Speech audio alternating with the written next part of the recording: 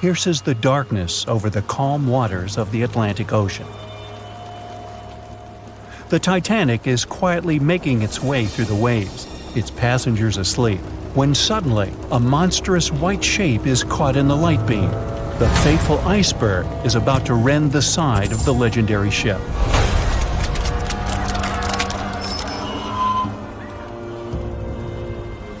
April 14, 1912, only 2 days before someone will take a photo of a giant iceberg with a pretty unusual elliptical shape. It turns out that this iceberg most likely formed out of snow that fell 100,000 years ago. Researchers used computer modeling to figure out its origin. They used data from 1912 and added some new information about winds and ocean currents. They concluded that the iceberg was probably a part of a small cluster of glaciers in southwest Greenland. These days, it's possible to calculate the routes of such icebergs in any given year in the past. So the infamous chunk of ice was on its way from Greenland to an area further south from Cornwall. If the ship had passed through that region only 2 days later, the iceberg would have moved far away from the point where they met. At first, the weight of the most well-known iceberg in the world was 75 million tons. With time, it started to slowly melt away, and when it sank the Titanic, its weight was only 1.5 million tons. By the time of the collision, it had probably been melting for months, but it was still a true monster. When the Titanic sank, the iceberg was 400 feet long, and more than 100 feet of its surface was above the water. Some people believe it was a supermoon that caused the Titanic to sink. That night, there was a rare lunar event. It hadn't happened for 1,400 years. In normal conditions, the iceberg wouldn't have traveled so far south without melting and losing the largest part of its mass. But the supermoon could have been the reason for an unusually high tide that pulled the iceberg away from the glacier way faster than usual. There's a specific type of bacteria that slowly consumes the remains of the Titanic. Salt corrosion, ocean currents, freezing temperatures, plus this rust-eating microorganism might consume the entire wreckage. American actress Dorothy Gibson was aboard the Titanic. She survived, and when she arrived in New York, she started filming a movie called Saved from the Titanic almost right away. The movie was released only a month after the Titanic sank, and in the movie, she even wore the same shoes and clothes she had during the actual disaster. The movie was a big success at that time, but the only known copy was destroyed in a fire. 14 years before the Titanic sank, a novella called Futility had been published, and it seemed to have predicted the whole event. The plot centered around a fictional ship called the Titan that sank during its voyage. The Titan was almost the same size as Titanic, and they both went to the bottom in April. The reason was hitting an iceberg, too. Both the real and fictional ships were described as unsinkable, and both of them had the legally required number of lifeboats, which, as it turned out later, were nowhere near enough. We've seen it in the movie, but there were some real-life love stories happening on the Titanic, too. 13 couples even took a trip on the Titanic as part of their honeymoon. One of the couples owned Macy's department store in New York. Once it became clear the Titanic was rapidly sinking, the woman refused to go into a lifeboat without her husband. But he didn't want to join her while there were still women and children who he thought had to go first. Then his wife gave her coat to her maid. She insisted that the maid should get into the lifeboat, and she wanted her to be warm. As for the woman herself, she decided to stay with her husband till the end. Some people believe Titanic sank because of a mummy, not an iceberg. It all started around 1000 BCE with a mysterious woman who lived in Egypt, in the City of Thieves. People knew little about her, but they called her a priestess. Her mummy was put in a wooden sarcophagus and covered with a large lid with the image of her face and some mystical inscriptions. This place had been hidden until the first half of the 19th century, when a group of locals accidentally came across it. They disturbed her peace. No one knows how, but the mummy disappeared that day without a trace. A couple of decades later, a group of rich friends from England traveled to Egypt and found the empty mummy casket with the image of the priestess, whose dark eyes seemed to be looking into the void. They decided to buy it, but the buyer disappeared the same night before he even got the case. All members of the group had some accidents. The casket changed its location a couple of times until it, as some believe, ended up on the Titanic. It took more than 70 years for a robot submarine to find the ruins of this legendary ship. The wreck lies nearly 13,000 feet under the surface of the Atlantic Ocean, split into two halves. Why did the liner break apart? No one knows exactly. Some think it happened because of the water that got inside when the ship collided with the iceberg. The pressure was so powerful it separated two parts of the vessel, starting with the ship's bottom structure. Others say it was because of the hull rivets. They had a high concentration of slag or smelting residue, and that's something that can cause the metal to split apart. The ship generally had many flaws, starting with the design. The watertight bulkheads weren't completely sealed on top. This allowed the water to flow between the compartments and, in the end, sink the vessel. The iron of the ship's rivets and steel of the hull ended up ruined because of high sulfur content, cold temperatures, and high speeds. The steel shattered and the rivets popped out quite easily. Because of this, Titanic sank 24 times faster than it would have otherwise. If the ship had hit the iceberg head-on instead of ramming it with its side, it would have probably stayed afloat. How come the crew members didn't have binoculars? It would have surely helped them spot the iceberg on time and maybe even avoid the disaster. But the binoculars on the Titanic were locked in a storage cabinet. Only one crew member had the key, and he had been transferred off the ship right before it set sail. He later said he hadn't remembered to hand over the key. But even without the binoculars, the ship might have had some time to change course and avoid the collision if the crew had gotten some warning. But that's the thing, someone did warn them. About an hour before the incident, a ship that was relatively close to Titanic, the SS Californian, sent a message to inform them it had stopped because of dense ice field. But the warning never got to the Titanic's captain. Some experts say it was because the radio operator didn't think it was that urgent. And later, the SS Californian said they didn't get a call for help from the Titanic because their radio operator was off duty.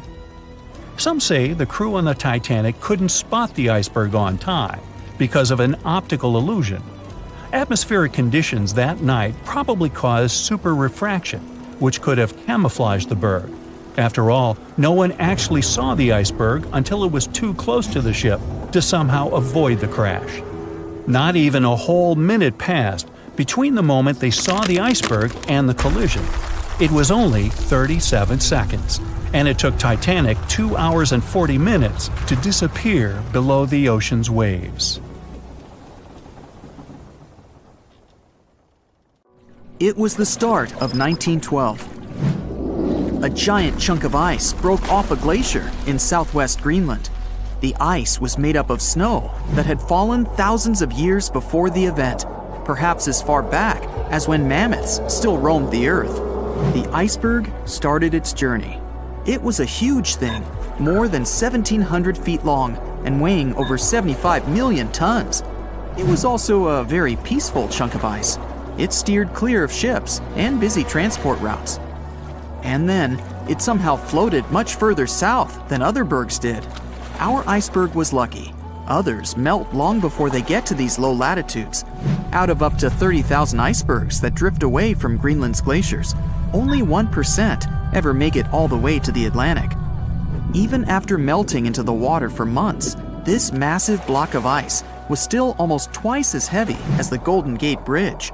The iceberg's top part was towering 10 stories over the ocean surface. Several days before our iceberg made it to the Atlantic Ocean, a magnificent ship left port. It was a luxury liner carrying more than 3,000 passengers and crew members. At that time, it was the largest ship ever built. It was the Titanic. The collisions happened on April 14th, when the ship was in the North Atlantic, 370 miles away from Newfoundland. Unable to divert its course, the ship ruptured at least 5 of its hull compartments. They started to fill with water at an alarming speed. The Titanic's compartments weren't capped at the top. That's why the water spilled over and started to flood each succeeding one. The front of the ship began to sink, causing the back part to lift vertically into the air. And then, with a deafening roar, the liner broke in half. The rest is history. But what happened to the iceberg after that? On April 15th, the German ocean liner SS Prinz Adalbert was sailing through the North Atlantic. It was traveling a few miles away from the place where the Titanic had sunk several hours prior. The German ship's chief steward, who hadn't learned about the disaster yet, saw an iceberg. What drew his attention was a large streak of red paint going along the iceberg's base. Surprised, the man took a photo of his discovery. He thought the paint meant a ship had hit the iceberg within the past 12 hours. The next person who saw the iceberg and took another photo of it was the captain of a vessel laying deep-sea telecommunication cables. The ship was sent to help in the area where the Titanic had sunk. The captain later claimed the iceberg he'd seen had been the only one in that area, plus the red paint. It wasn't difficult to connect the dots. In 2015, one of these photos sold at auction for over $32,000. And still, experts are unsure whether the image really shows the infamous block of ice. It might be a simple iceberg that had been floating nearby at that time. The great unsinkable ship was gone, sunken to the bottom of the North Atlantic, where it remains to this day. But the iceberg continued on its way, perplexing a few witnesses and slowly melting into the surrounding water. It would vanish completely before the end of the year. April 14, 1912. The dark night was filled with horrible sounds of a giant metal vessel breaking into two. The largest ship of that time collided with an iceberg that was on its way. The Titanic, one of the biggest stories of the 20th century that people still talk about. The starboard side of the giant vessel brushed up against the iceberg. It was 11:40 p.m. when things started going wrong. This iceberg caused enough damage for at least 5 watertight compartments in the hull to start filling with water. The crew immediately began a brief investigation to see if they could do anything and fix things. They had no one to rely on, all alone in the darkness of the cold night, far away from the land. The North Atlantic Ocean, around 400 miles south of Newfoundland, Canada. They needed time to figure out how to bring people to safety. They had some time, true, but not enough.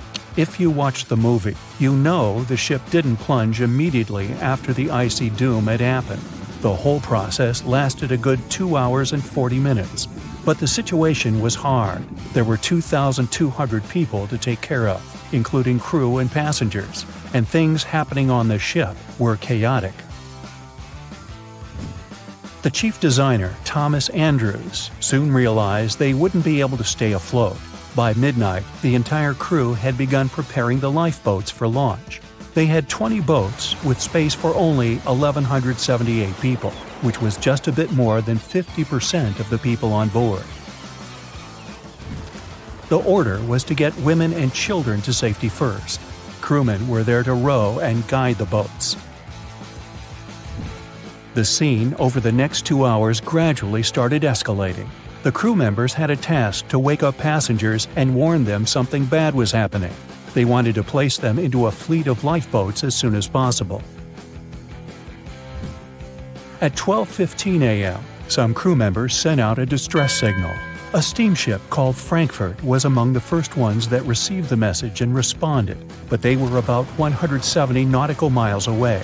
Some other ships also got the message and offered their assistance, but sadly, they were too far away as well.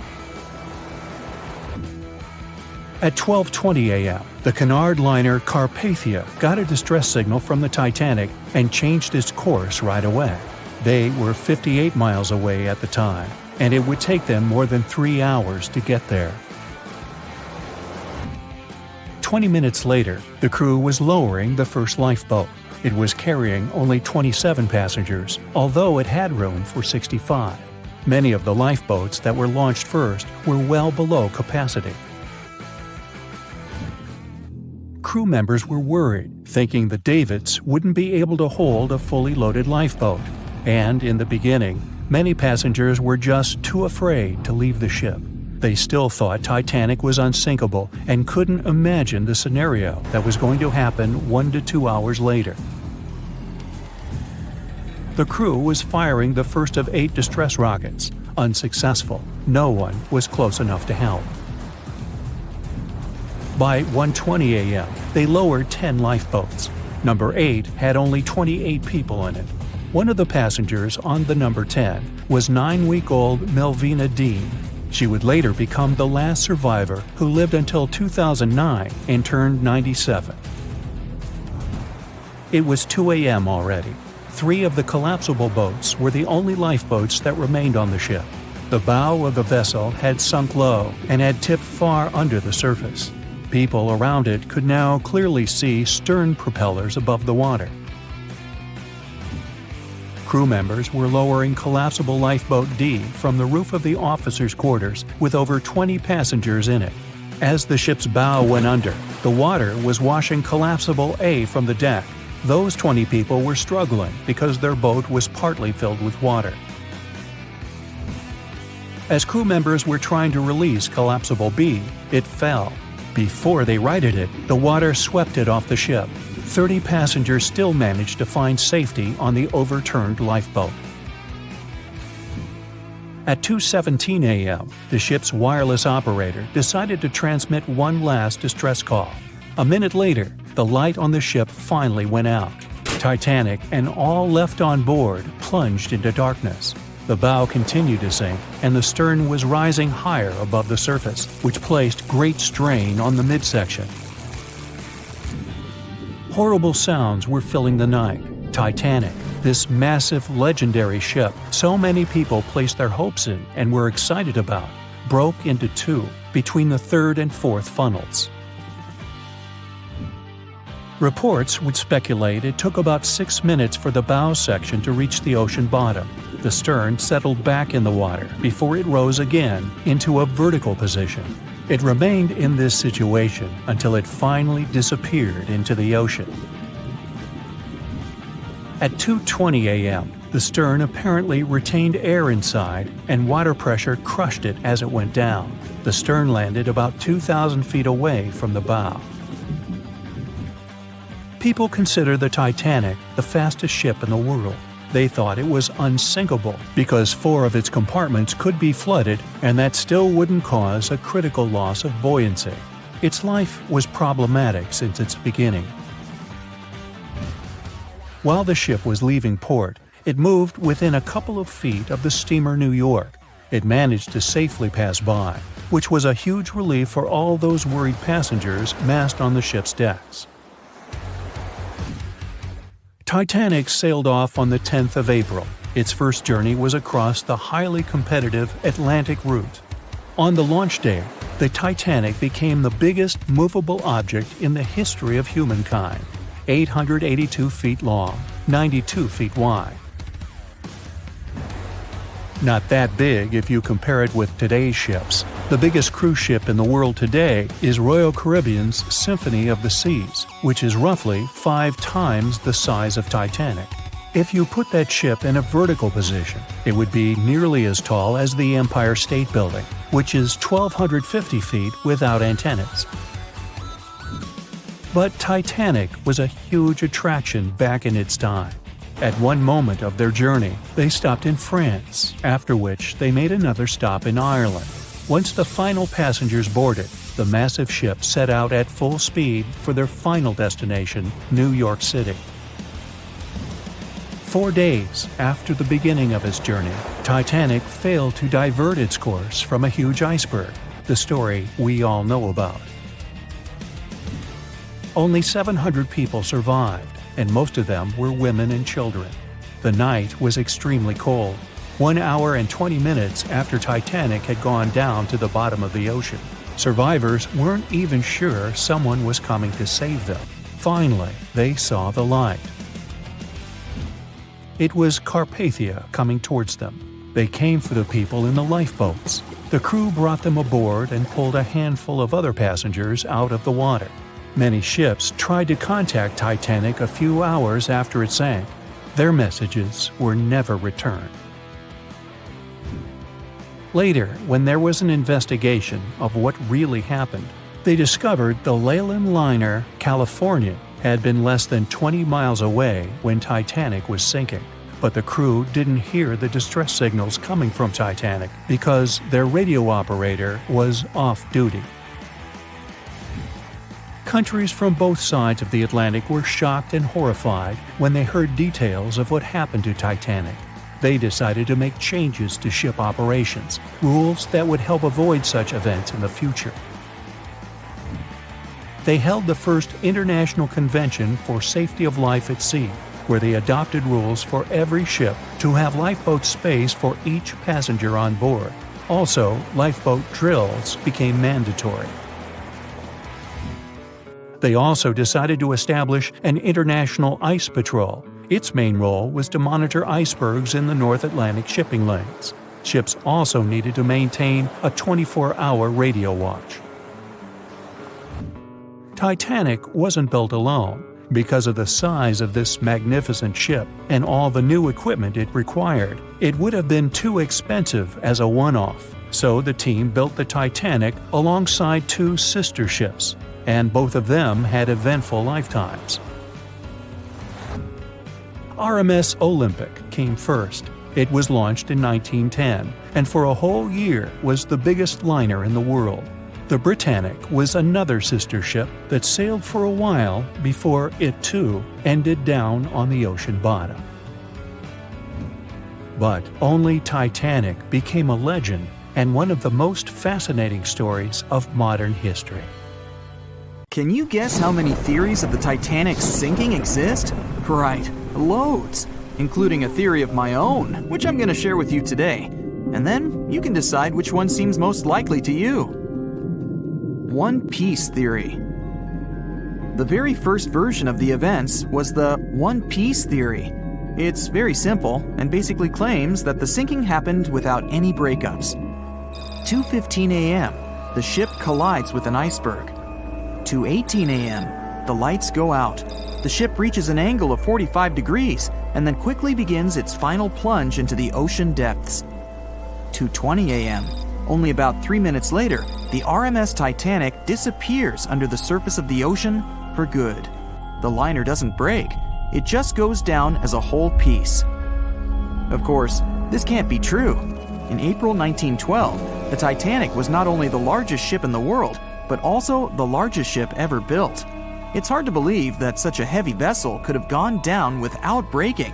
That's just impossible. Well, I mean, you can't blame the theorists. Before we found the wreckage, there were no other theories. Wait a minute, or were there? The day after the disaster, the survivors gave their interviews. They talked about what had happened, and some of them claimed that the ship had actually broken in two when it had been flooded. For example, Jack Thayer, a 17-year-old boy, outlined the sinking as he remembered it, and L.D. Skidmon drew a sketch based on his description. The picture clearly showed the ship breaking in half. But no one believed Jack or other witnesses. There was no evidence, so their claims were received with a grain of salt. But in 1985, things changed.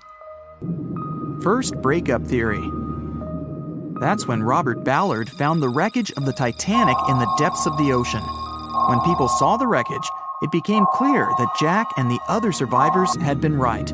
The Titanic did indeed break in two when it sank. So it's time for a new theory. 2:15 a.m. The keel breaks, the starboard list eases, and the hull continues to bow and crumble. 2:17 a.m. The galley sections break off. The towers immediately drop under their own weight. The lights go out. The stern is pulled into the air. The bow breaks off and starts sinking. The aft is barely hanging on to the starboard side of the stern section superstructure. The stern section slowly lists over to port, as it begins sinking again. It rises up one last time and pivots in a semicircle as it sinks. It all sounds pretty convincing, right? But people began to find plot holes in this theory.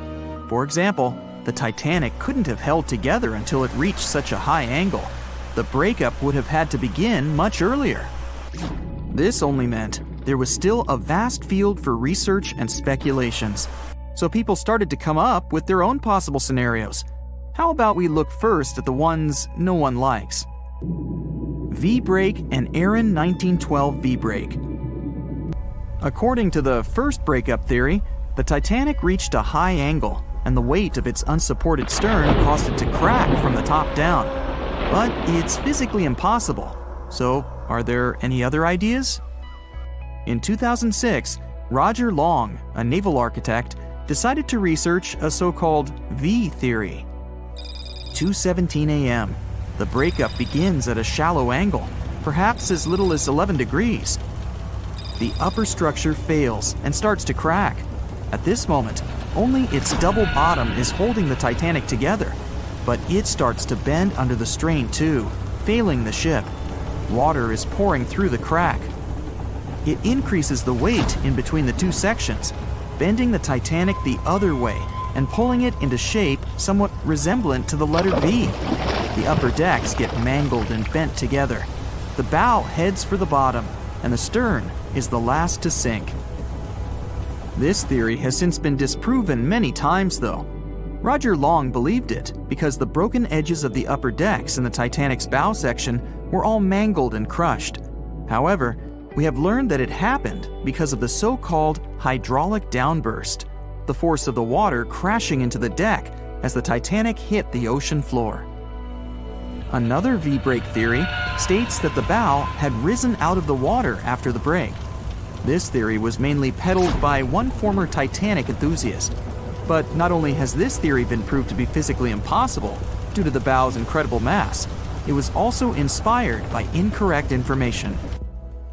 Remember Jack Thayer?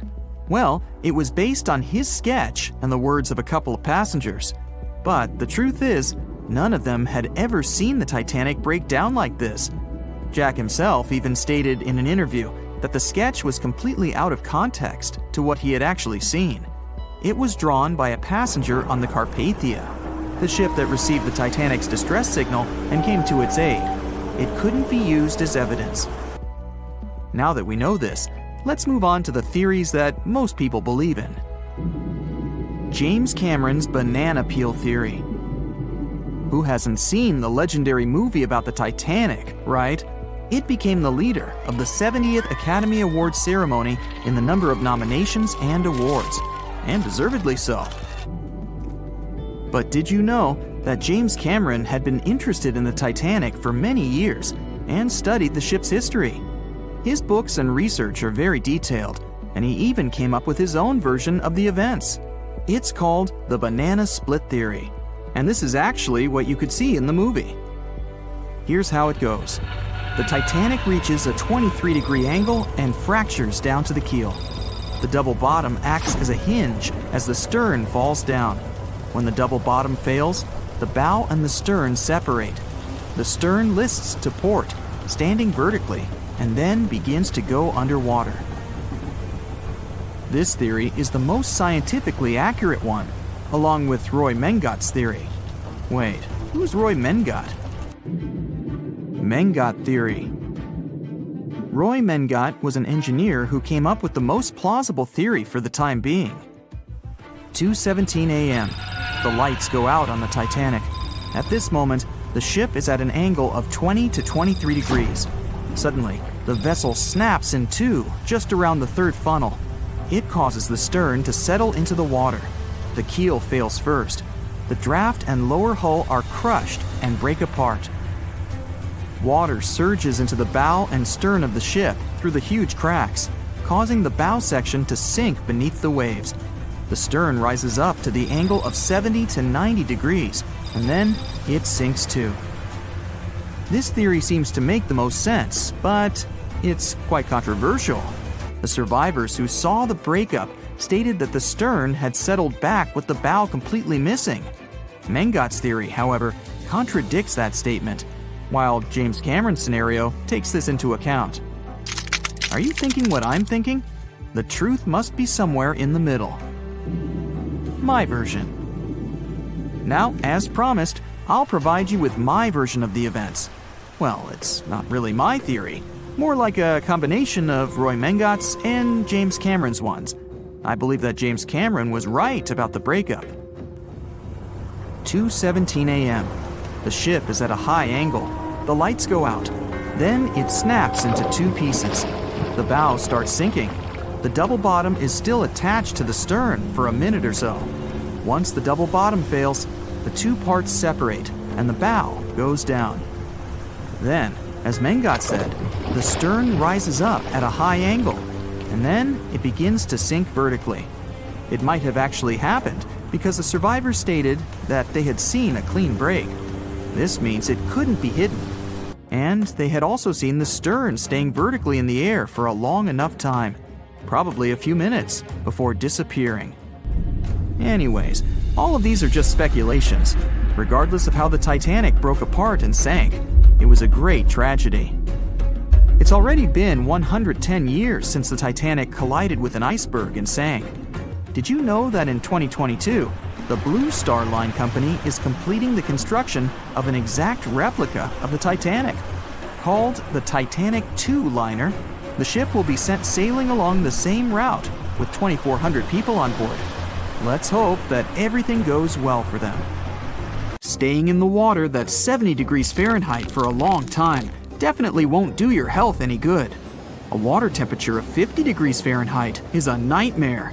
It feels much colder than the air of the same temperature. The passengers of the Titanic were in 28 degrees Fahrenheit water. Can you imagine how cold it was? Even the iceberg that the Titanic met was warmer. The water didn't freeze because of the high salt content. But what if the temperature had been higher? What if the Titanic had sunk in warm water, say 120 degrees Fahrenheit? Theoretically, this could have happened had the waters of the North Atlantic met a warm undercurrent from the southern part of the ocean on disaster day. But this heat wouldn't have been enough. The ocean area is too vast, and the temperature is too low at night. The warm undercurrent alone wouldn't have made a difference for people who were overboard. But if the Titanic had sunk in another place at one particular moment, perhaps then all people could have been saved, thanks to an incredible natural phenomenon. Now, on board everybody, our voyage to a parallel universe begins. It's a moonless night on April 14th through 15th. The Titanic crashes into an iceberg. Icy water floods the lower decks. The captain sends a distress signal.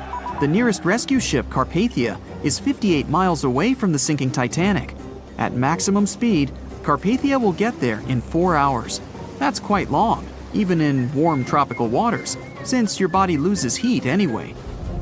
The Titanic begins to sink. The crew downs lifeboats. Some of the passengers jump overboard. The ship is going under the water. There are no boats left, so you jump along with other passengers. It feels as if you got inside a huge iceberg. The water is so cold that it's hard for you to move. You can't even scream because there's no air in your lungs. But at this moment, you feel a pleasant warmth coming from the depths. The heat rises above your knees and waist, then reaches your neck. Finally, you regain control of your muscles and can breathe deeply. You notice that all the other passengers feel the same warmth. The water becomes a little hot. It makes you happy. But in a moment, horror replaces your delight. The ocean begins to foam. And not because of the high temperature, but because something is rising from the ocean floor. You hear a heavy, low sound coming from the depths. It's not a sinking Titanic, but something bigger. You can see a huge iceberg nearby. It's melting, and a huge chunk is breaking off from it. 1,000,000 bubbles appear on the surface. Then you feel something hit you in the leg. Thousands of strange lightweight rocks are rising from below. There are also massive plates among them. People use them as lifeboats. You climb on one of those rocks and look at the ship. It doesn't sink, since all the water is bubbling and pushing the vessel up. You take one of the small rocks and understand everything. It's pumice. An underwater volcano has woken up right under the ship. Thousands of tons of volcanic rock are floating to the surface. When it erupts, its magma shakes the entire space, heats the water, and destroys the seabed. But it doesn't result in anything destructive on the surface. The enormous pressure of hundreds of millions of gallons of water suppresses the volcano's power. Molten rocks of the Earth's crust are pressed against the seabed, and pumice rises to the surface. And here's why it happens. The upper part of Earth consists of many solid parts, tectonic plates. These plates collide with each other and divide. And when one part separates from another, the magma immediately comes up. So, all volcanoes are these unstable fault sites. If the Titanic had sailed over one of these areas during an eruption, many passengers would have been saved. Back in the parallel universe, you notice the Titanic starts sinking again. The water is no longer bubbling. The volcano has gone out. In a matter of seconds, the ocean turns icy again. Fortunately, you have your pumice lifeboat. This is enough to wait for rescuers. But let's imagine a situation with no underwater volcano and an iceberg. A situation when the water was warm from the very beginning. One of the engines in the motor compartment of the ship breaks down. Several pipes burst because of increased pressure, and now there's a crack in the ship's body. Water is filling the lower decks. The ship is sinking. People evacuate on lifeboats. There's less panic since the night is warm and no one is freezing. Each passenger gets a life jacket. The ship is breaking. You understand that you have to jump. The Titanic goes underwater. Many passengers fall overboard in horror. They dive into the dark ocean and immediately come to the surface. Panic and complete chaos take over. The ship disappears in the dark, and finally, it's all silent. A few minutes pass, and you notice there's no panic at all. The water is warm. Almost all passengers have life jackets. Someone is floating on the wooden ship wreckage.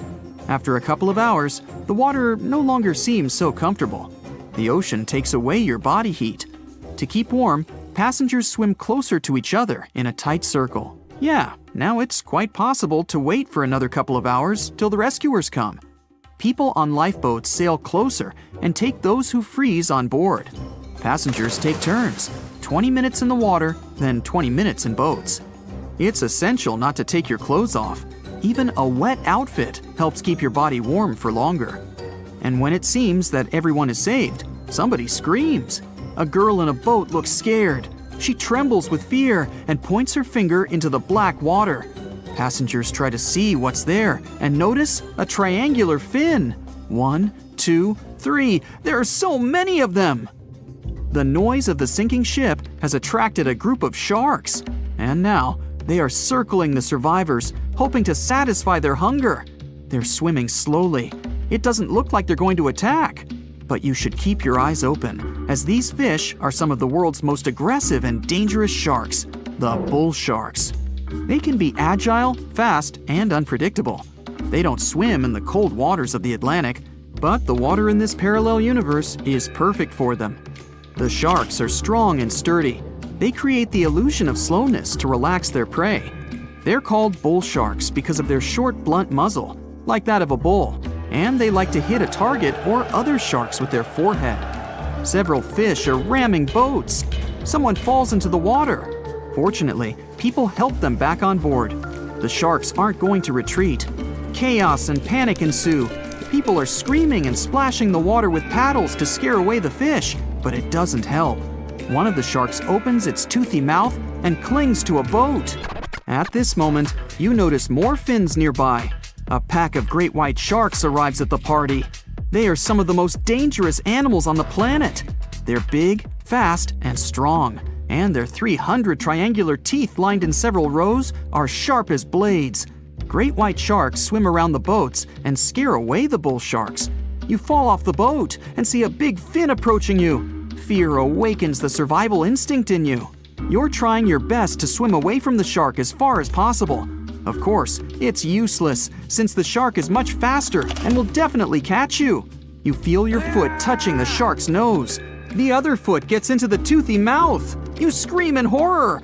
After a second, the shark lets you go. Great white sharks rarely attack people. If they bite, it's just to test you. After all, the shark's favorite prey is seals. It simply loses interest if it realizes you aren't a seal. But if the shark is starving, it doesn't matter to it what kind of prey you are. Lucky for you, this one is not like that.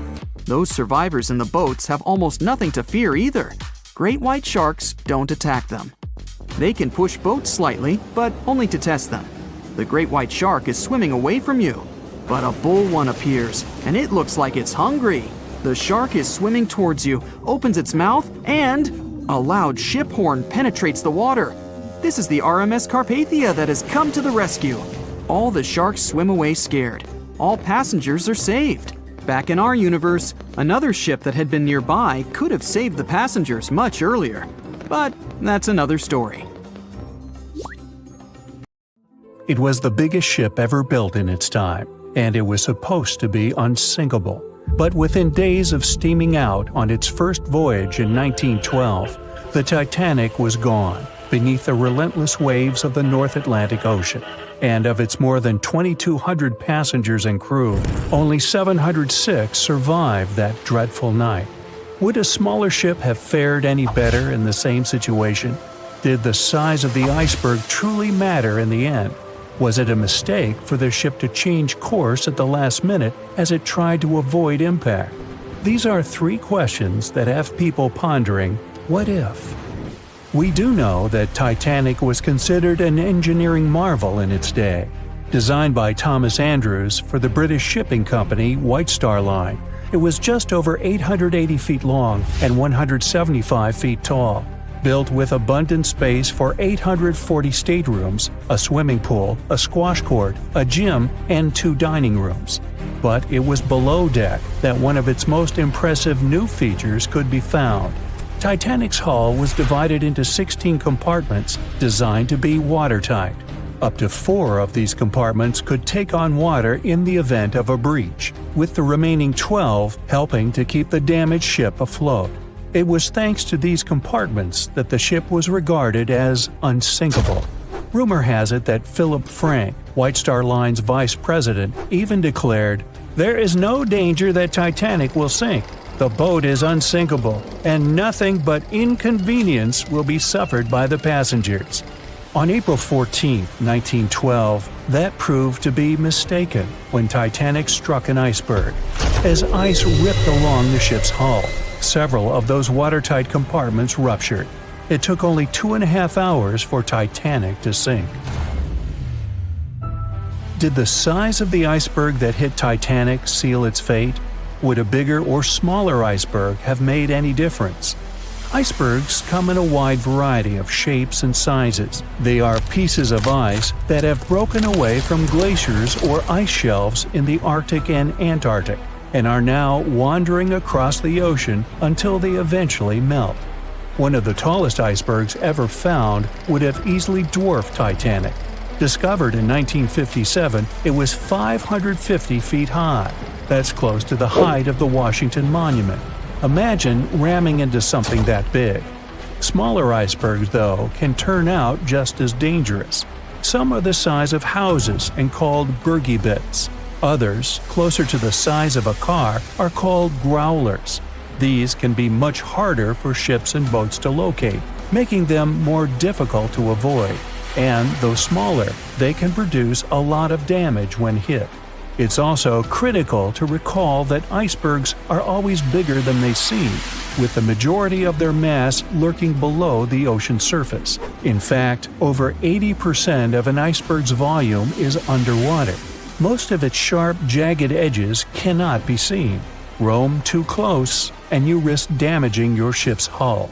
Because Titanic had little notice of its impending doom, a smaller iceberg, struck at the same angle, could still have been enough to bring that mighty ship down. Now, it's possible that had the iceberg been larger, it would have been spotted sooner. Titanic might have had time to alter course and avoid the impact. But missing that one iceberg would not have guaranteed Titanic's safety. It was traveling in a dangerous stretch of the Atlantic called Iceberg Alley. It's located 250 miles east and southeast of Newfoundland, Canada, Behind one iceberg, there could be another, and another after that. And so the crew on board had to remain very attentive to avoid several potential collisions, not just one. A smaller ship might have been better suited for the trip. Titanic's size was certainly a challenge when it came to steering. In fact, it had just left her dock in Southampton when it nearly collided with another smaller ocean liner, the SS New York, missing it by just 2 feet. The gigantic steamship was obviously not made for maneuvering quickly in tight quarters. A ship that size required time and space to change course. But when it comes to ships versus icebergs, a ship's size doesn't always matter.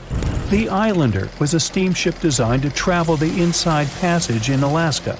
In the summer of 1901, it struck an iceberg, which tore a hole in the front portion or bow of the ship. The vessel did not sink right away, and the crew tried to steer it to safety. Ultimately, its bow completely submerged, and its stern was lifted up and out of the water.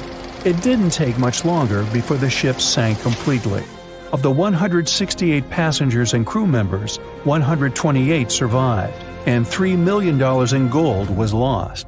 Islander had a 240-foot hull, making it almost a quarter of the size of Titanic, and that smaller size didn't seem to be much help in preventing a collision with an iceberg.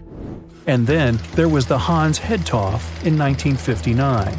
Also known as the Little Titanic or the Danish Titanic, it was referred to as the safest ship afloat. It was 272 feet long with 95 people on board. Much like the real Titanic, the Hans Hedtoft was specifically engineered to handle most of what the sea could throw its way. Along with its double steel bottom, it also had an armored bow and 7 watertight compartments. How could such a ship sink? But it could, and it did. It was on its first voyage, returning to Copenhagen, when it ran into trouble. On January 30th, it hit an iceberg. An SOS was sent, but when the Johannes Cross arrived to help, the Hans Hedtoft was nowhere to be found. The only evidence of the ship's existence was a lifebelt that was washed ashore in Iceland 9 months later. Again, the ship's smaller size didn't work in its favor. A smaller size of Titanic wouldn't have guaranteed a safe voyage in 1912. The final what-if concerns the last-minute choice when the iceberg was spotted and the alarm sounded. First, Titanic could attempt a complete stop, but this wasn't an option as the ship needed a half a mile to come to a halt, and the iceberg was a mere 900 feet away. Second, the Titanic could attempt to avoid the iceberg by steering away from it. This is what the captain ordered, but the attempt was unsuccessful, resulting in a deep gash across the ship's hull. The final option? To hit the iceberg head-on. Would this have made any difference? The answer is an intriguing maybe. Some think a head-on collision would have saved Titanic. In this scenario, the collision would have limited the damage to the very front of the ship. Instead of the iceberg tearing through the hull and compromising several of the watertight compartments, only 4 of the compartments would have been breached. This meant the others could do their job of keeping Titanic afloat. The ship could be stuck, unable to move, but it would remain above water until help arrived. This would provide a ship like Carpathia enough time to reach the scene of the accident and bring the people on board to safety. One of the Titanic's designers, Edward Wilding, made a similar claim during an inquiry into the sinking. He argued that most people would have survived a head-on crash, and that Titanic itself would not have sunk. Others disagree, though.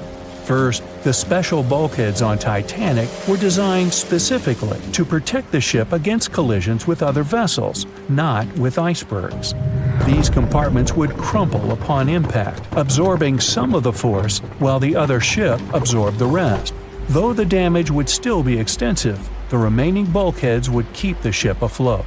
But an iceberg does not have the same flex in a collision as you would experience with another ship. Most of the force would be absorbed by Titanic, resulting in greater damage to the ship. Even worse, the impact would be carried through the full length of the ship. Rivets would burst, seams would tear, The compartments would quickly flood, and the ship would sink even faster, resulting in fewer survivors. In any case, as with most what-ifs, we'll never really know the answer. As tragic as Titanic's first and last voyage was, it did result in changes that helped make venturing out to sea much safer. Findings from hearings on the disaster led to the creation of the International Ice Patrol, or ICC, in 1914, an organization that tracks icebergs in the Atlantic and Arctic Oceans to ensure vessels in the area can avoid them. In the US and Britain, ships were obligated to carry enough lifeboats to accommodate every person aboard. Regular lifeboat drills were made mandatory. And finally, the bulkheads on ships were made higher to keep water out, and bottoms were stretched to create double hulls, helping make the compartments truly waterproof. There's no denying that Titanic was a terrible tragedy, but the lessons learned from that night to remember has helped prevent many more. On April 10, 1912, the RMS Titanic set sail from England. But this wasn't the launch of a regular ship. The Titanic was the largest liner ever built at the time. It was 882 feet long. That's nearly the size of 3 soccer fields. And measured from the hull to the top of the smokestacks, the ship was an impressive 175 feet tall. That's the size of a 17-story building. Deemed unsinkable, it took 3,000 workers almost 3 years to build. But a mere 4 days into its very first voyage, at 11:40 p.m., the ship collided with an iceberg and was lost beneath the waves of the Atlantic Ocean. It took the liner only 2 hours and 40 minutes to sink. And of more than 2,200 passengers and crew members on board, only 706 survived. The wreck would remain lost for another 73 years, hiding its many secrets within the frigid Atlantic waters. And if it wasn't for a man whose whole life had been devoted to exploring the sea, the giant ship might have remained lost for a lot longer. That man was Robert Ballard. As a child, Ballard was obsessed with the ocean. This fascination started when he was just 12 years old. That's when he watched a film adaptation of Jules Verne's science fiction novel 20,000 Leagues Under the Sea. It had everything to spark a young person's imagination, from adventure and strange creatures to a powerful underwater vehicle called the Nautilus. It could travel anywhere in the world you wanted to go. From that moment, life on dry land was no longer in Ballard's future. When he was 23, he was assigned to the Deep Submergence Group. There, he helped develop techniques to search the ocean floor. His biggest accomplishment was the creation of Alvin. It was a small, easy-to-maneuver submarine that could carry 3 people. It also featured an external mechanical arm designed to gather underwater samples while the crew remained safe and dry inside. Alvin the submarine quickly proved useful for a variety of tasks. For example, once it was used to track down an aircraft that had crashed into the sea. But the vessel experienced a series of setbacks.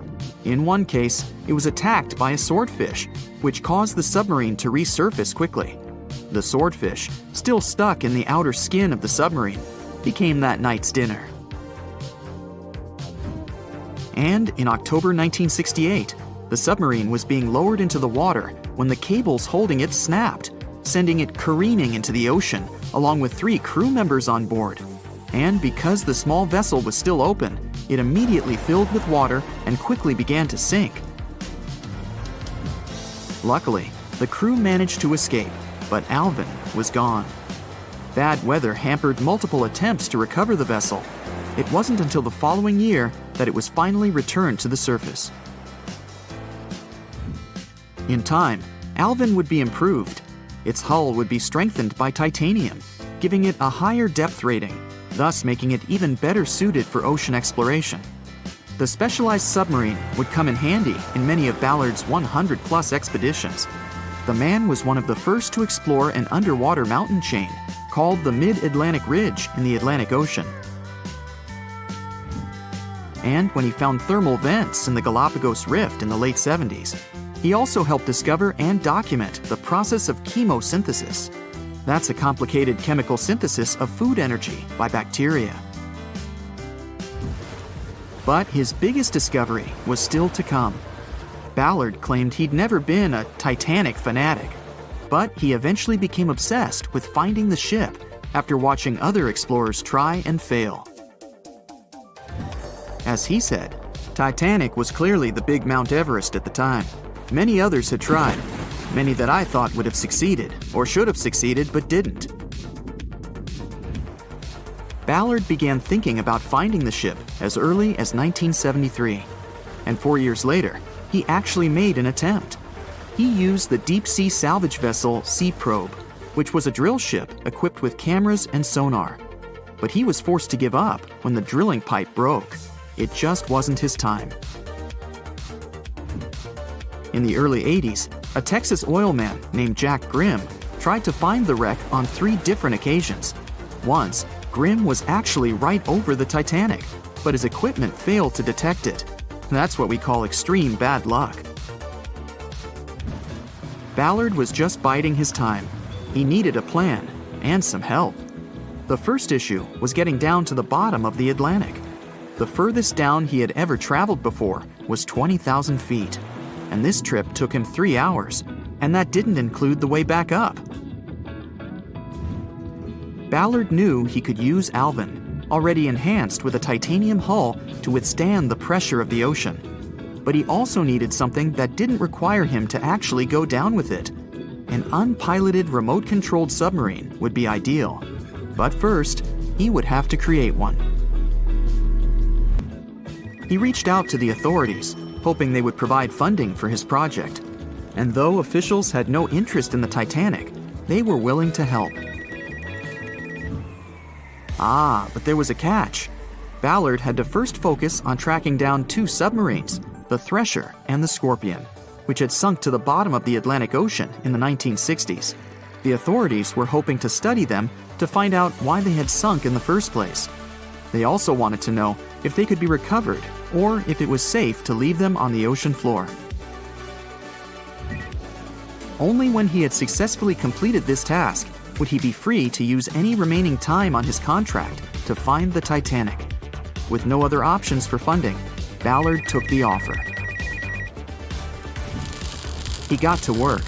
First, he created 2 new devices. Argo was an unpiloted deep-towed undersea video camera sled. It was designed to take photos and record videos from a series of cameras mounted on it. It could work at depths of up to 20,000 feet, and it could also explore nearly 98% of the ocean floor. Argo was supposed to be tethered to a boat. As the boat moved, Argo would be pulled behind, floating just above the ocean floor. The camera would then transmit images to the surface. The second device was a small robotic vehicle called Jason Jr. It was also controlled remotely, which allowed the crew inside a submarine, like Alvin, to get closer to and photograph underwater objects. Ballard was now ready. He knew he had to find those submarines quickly, and it didn't take him long. Much to his relief, the search was relatively simple, and he was able to fulfill his obligations with 12 days to spare. With almost 2 weeks to devote to finding the Titanic, he set out to explore the ocean. He focused the search close to Newfoundland, Canada, pulling Argo along the ocean floor and reviewing the images it collected. And after a few days of nothing, they eventually found riveted hull plates and a boiler. Could this be it? The next day, a ship's large bow was revealed. On September 1st, 1985, Ballard and his fellow crew members realized they had finally found the infamous ship. The discovery resulted in a mix of emotions. Ballard was excited to be the first to find the Titanic's final resting place, but he was also overwhelmed by the sense of grief for those who had suffered when the ship had gone down. Over the next 4 days, the crew explored the wreck. They found the crow's nest, from where the iceberg had first been spotted. Plus, there was finally evidence of how the massive ship had split in two before sinking, with both halves of the ship found. There was furniture and dinnerware, and sadly, several leather shoes of those who hadn't made it to safety were scattered about the ocean floor. Ballard succeeded where others had failed and became an instant celebrity around the world. You'd think that locating the Titanic would be enough for one man, but not for Ballard. In 2019, he took on the challenge of solving another mystery, the disappearance of Amelia Earhart. Earhart had attempted to be the first woman to fly around the world. Unfortunately, she disappeared somewhere over the Pacific Ocean in 1937. She and her plane were never found. Ballard hoped that his luck with the Titanic would help with finding where Earhart had gone down, but his expedition failed to find anything. And though Robert Ballard has found more shipwrecks than anybody else, it's only the tip of the iceberg. It's estimated that there are over 3 million shipwrecks in the ocean, and Ballard has only located 100 of them. Now, in his late 70s, the man is hoping to encourage young people to continue his work of exploring the ocean and its many mysteries. In 1989, he started the Jason Learning Project to inspire grade school students to pursue science, technology, engineering, and math. He has his own research vessel called the EV Nautilus, after the name of the submarine in Jules Verne's novel, a fitting tribute to the story that inspired his career. April 1912 marked one of the most terrible tragedies in the history of the world. The most unsinkable vessel, the pinnacle of engineering at that time, the huge Titanic, sank. On that dark, moonless night, the ship had many chances to save its passengers. There was another ship just a few miles away that could have saved the Titanic, but it didn't. It wasn't a phantom ship, and it's not some legend or a theory. This is a documented reality. There are records and witnesses' statements confirming this, but why didn't this ship help? Let's find out what happened that night by looking at these events from 3 different points of view. Let's start with the Titanic version. 11:30 p.m. The moon hides behind black clouds. Visibility is bad. Everything is calm on the Titanic. Under the captain's guidance, the communications operator stays in touch with the mainland through the radio. At this moment, some stranger breaks into the frequency, interrupting the operator's communication. It's unclear what this strange man wants and what he's talking about. The operator doesn't try to figure it out. He shouts at the guy, demanding him to disconnect. The connection is interrupted. At 11:40 p.m., the Titanic crashes into an iceberg. The ice breaks the hull. Water begins to flood the lower decks. Nobody is panicking yet. 20 minutes later, at midnight, the ship's crew sends a distress signal through the radio frequency. Few people understand how bad the situation really is. After 20 minutes, at 12:20 a.m., they start lowering lifeboats with passengers. At 12:25 a.m., they receive a response to the distress signal. This is RMS Carpathia. Their captain reports they're already sailing at maximum speed towards the Titanic. But the problem is that the crash site is 58 miles away. This means Carpathia will only be here in 4 hours. At 12:45 a.m., the sinking ship's crew release rockets into the air. These flares are one of the main reasons for the terrible fate of many passengers, but more on that later. 90 minutes later, the Titanic's deck breaks and the ship dives underwater. At 4:10 a.m., the Carpathia finally arrives at the shipwreck location. The crew members make heroic efforts to save all the people. They take 705 survivors on board. At this moment, another ship appears. It's SS Californian. The Carpathia sails towards the New York coast with all the people. The Californian floats in search of passengers and finds nothing but wreckage. The ship was only a few miles away while the Titanic sank into the icy water. The Californian could have saved these people, but did nothing. Its captain, Stanley Lord, made one of the most terrible acts that a sailor can allow. He didn't help a sinking ship. When the world found out about all this, they detested Captain Lord. They couldn't bring charges against him, and the trial didn't punish him. But his career was ruined entirely, as no other ship company would hire him. Despite this, he never confessed he had been guilty. Before he passed away, the captain said it hadn't been his fault. If this was true, then what happened there? This brings us to the Californian version. It's the night of April 14th. The Californian is sailing in the cold waters of the North Atlantic. The ship gets into a section with a lot of icebergs. At 10:10 p.m., Captain Lord stops the ship. It's too dangerous to move around this area, as they can damage the hull.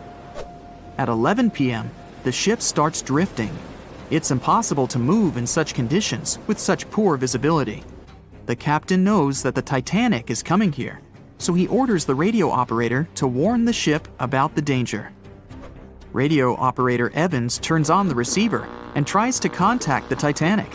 He spends about 30 minutes on it. The connection is finally established. At this moment, the Titanic radio operator is speaking with the mainland. Evans interrupts this conversation and tries to warn the ship about icebergs. The operator doesn't understand Evans' words. He's annoyed because Evans broke into the channel so brazenly. He shouts at Evans and cuts the connection. Tired, Evans turns off the receiver and informs his superiors about the incident. It's still a mystery how the captain reacted to this news. He probably thought the Titanic knew about the danger. He lets Evans go to bed.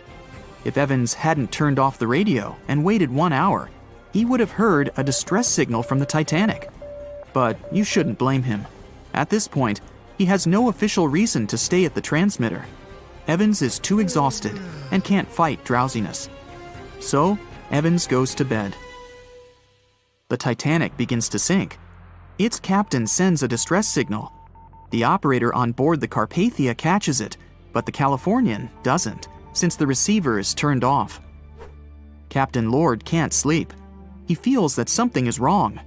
Meanwhile, the Titanic is rapidly sinking under the water. The captain gives the order to launch rockets into the air.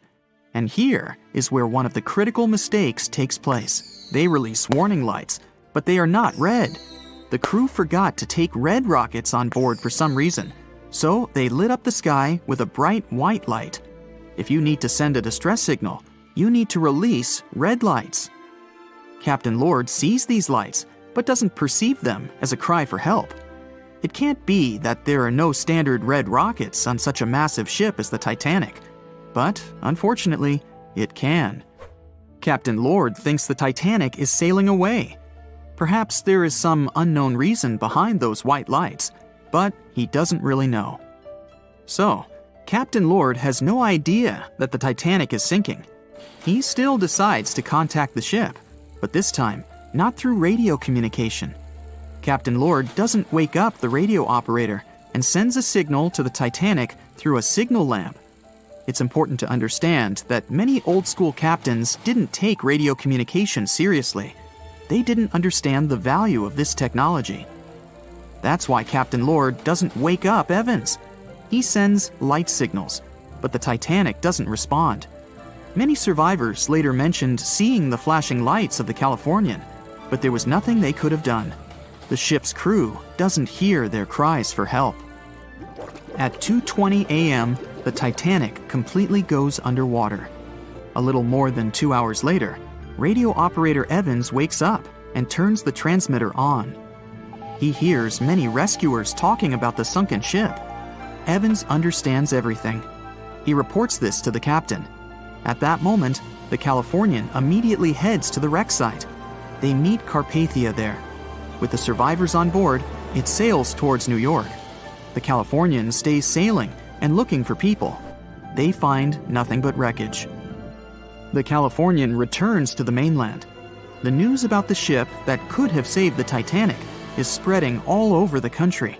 The trial begins. Captain Stanley Lord and the crew tell their version. They say their ship had been standing still. Many people don't believe them, and some of the surviving passengers claim to have seen the Californian sailing by. Still, the judge declares them innocent. 1962. Captain Stanley Lord is a very old man. He calls a notary to confess something. The captain makes his last remark about this case. He swears he's not guilty. But if it wasn't the Californian sailing past the Titanic at that moment, then what? The Samson theory could answer that question for us. The sealing ship Samson is sailing in the cold waters of the North Atlantic. The crew aren't sleeping. They carefully study the surroundings, but not because they're afraid of icebergs. They're scared of meeting with the U.S. Coast Guard. The Samson ship's crew catch seals, which is illegal. At 12:45 a.m., Samson's captain sees white signal rockets. The team is sure it's the Coast Guard. They turn off the lights and sail away. It's dark, so they don't notice the sinking Titanic. They return to the coast of Iceland and hear about the disaster. They realize they have abandoned the drowning passengers. The nephew of one of Samson's crew members reads about this story in his uncle's diary. The nephew asks for permission to publish these recordings. All the people realize that Captain Lord wasn't guilty, but unfortunately, he didn't live to see this moment. Actually, it's still unknown who is guilty in this story. 2 ships were nearby the Titanic. Their captains were adequate people. They would have helped save all the passengers. Their fault was that they couldn't understand what the Titanic wanted on that dark night. Someone forgot to put red flares in the box. This small but fatal detail was one of the leading causes of the tragedy. They were on their way to the New World when a rendezvous with an iceberg crushed all of their dreams and hopes. There was panic and tears and heartbreaking goodbyes, like that of Jack and Rose. Or was there? Let's see how well you know the real story of Titanic. The love story of Jack Dawson and Rose DeWitt Bukater was inspired by true events. What do you say? Is it a myth or a fact?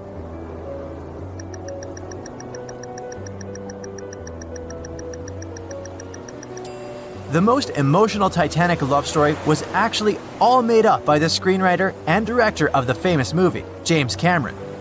Some passengers featured in the movie were real though, and by a mere coincidence, there was a J. Dawson on board. His name was Joseph, not Jack, and he worked as a coal trimmer.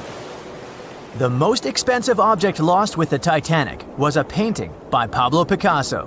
What's your take on this one?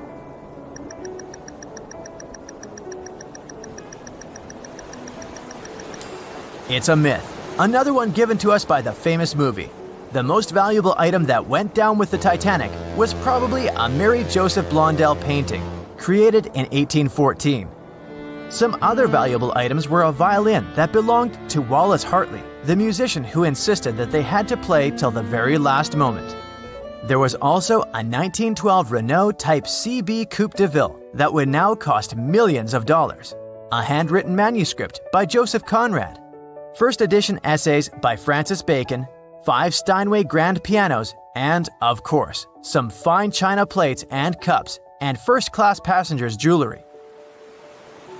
The Titanic was the largest and the most luxurious passenger ship of its time. Does it sound real to you?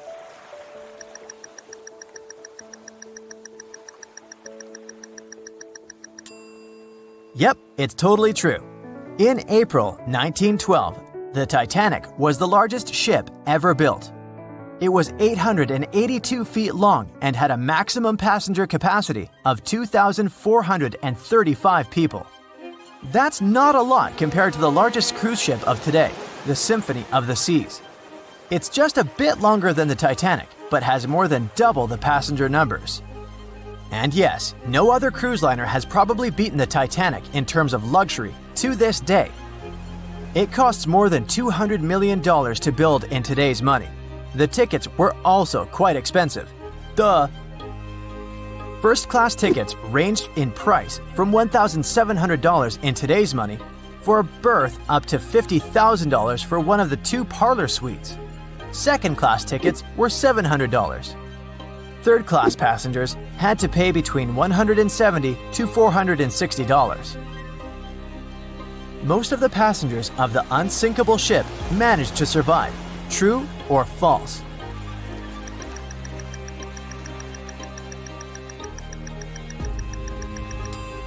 Sadly, it's false. only 37% of all the passengers actually survived the meeting with the Titanic. Around 61% of the first-class passengers, 42% of the second-class passengers, and 24% of the third-class passengers made it out alive. The Titanic was passing through the Bermuda Triangle when things went wrong, and that's probably why it sunk. What do you say, myth or reality?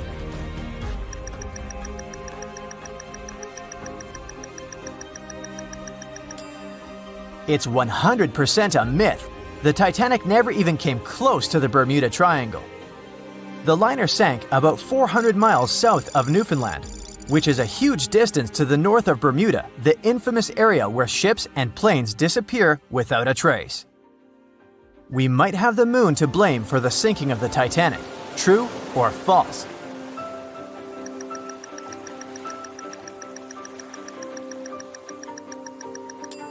This one is true. The moon heavily affects the tides on Earth. The closer the moon is to the Earth, the stronger the tides are because of the increasing gravity of our satellite. Back in 1912, the moon was so close it made several glaciers in Greenland break apart. Massive chunks of ice that broke off from the glaciers started floating south. The supermoon event came just 6 minutes after a spring tide, the alignment of the moon, the sun, and the Earth that makes their combined gravity reach its peak twice a month. And the day before, our planet had come the closest to the sun that year, which made the gravity even stronger. This mixture of events created perfect conditions for one of the most powerful tides in history. Icebergs breaking off from Greenland's glaciers drift off to the coastal waters of Labrador and Newfoundland, where they often run aground. To move on, they need to either melt and become lighter or catch a high tide that would carry them further. The 1912's tide was as high as it gets. So they shifted many shipping routes south because of the huge amount of icebergs. But not the Titanic, of course, as they believed it was unsinkable. It took 4 hours and 40 minutes for the Titanic to sink. What do you say?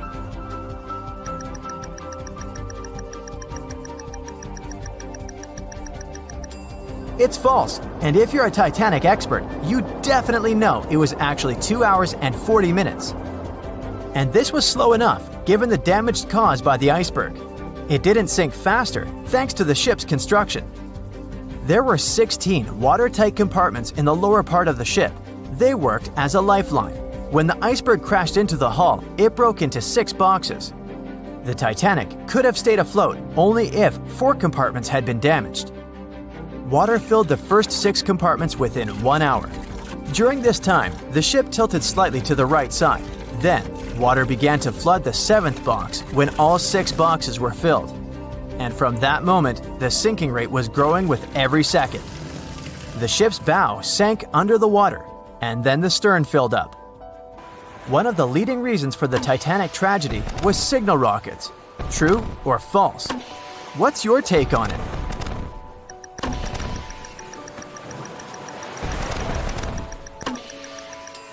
This one is true. When any ship sinks, the crew members must release red flares. It's a signal to all nearby ships that someone is in trouble. But for an unknown reason, someone put white lights in the Titanic's rocket box.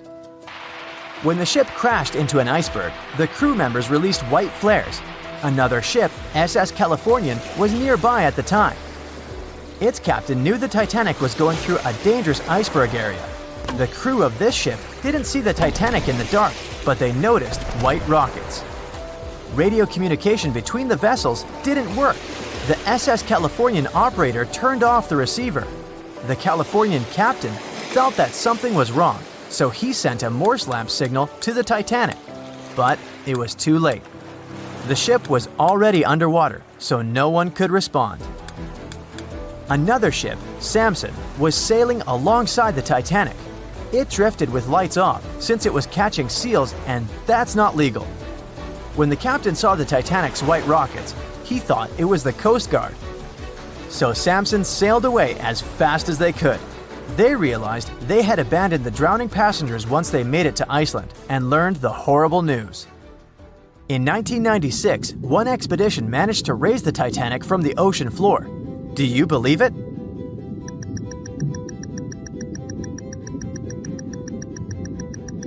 If you don't, you're right. There were different ideas on how to raise the Titanic, from doing it with compressed air to putting it in wire mesh and covering it with liquid nitrogen, or using giant magnets. The only real attempt to raise the Titanic was made in 1996, and it failed dramatically. The expedition's goal was to lift a part of its hull, weighing about 21 tons.